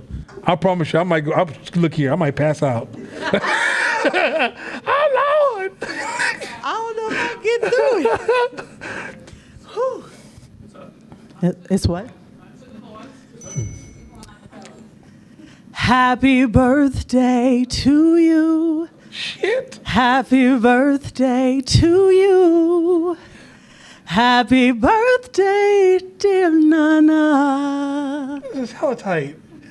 Happy birthday to you. Oh shit, y'all gave me a 1970s birthday. Come on, girl. Shit, hey, I'm hanging out with Rick James. Hey, you got the Stevie Wonder version? I want the disco tonight. And Go on, give it to me, girl. Topic texted and put online. Make sure you tell Nana I said happy birthday. Right on, man. I love everybody. I mean, they're my peoples.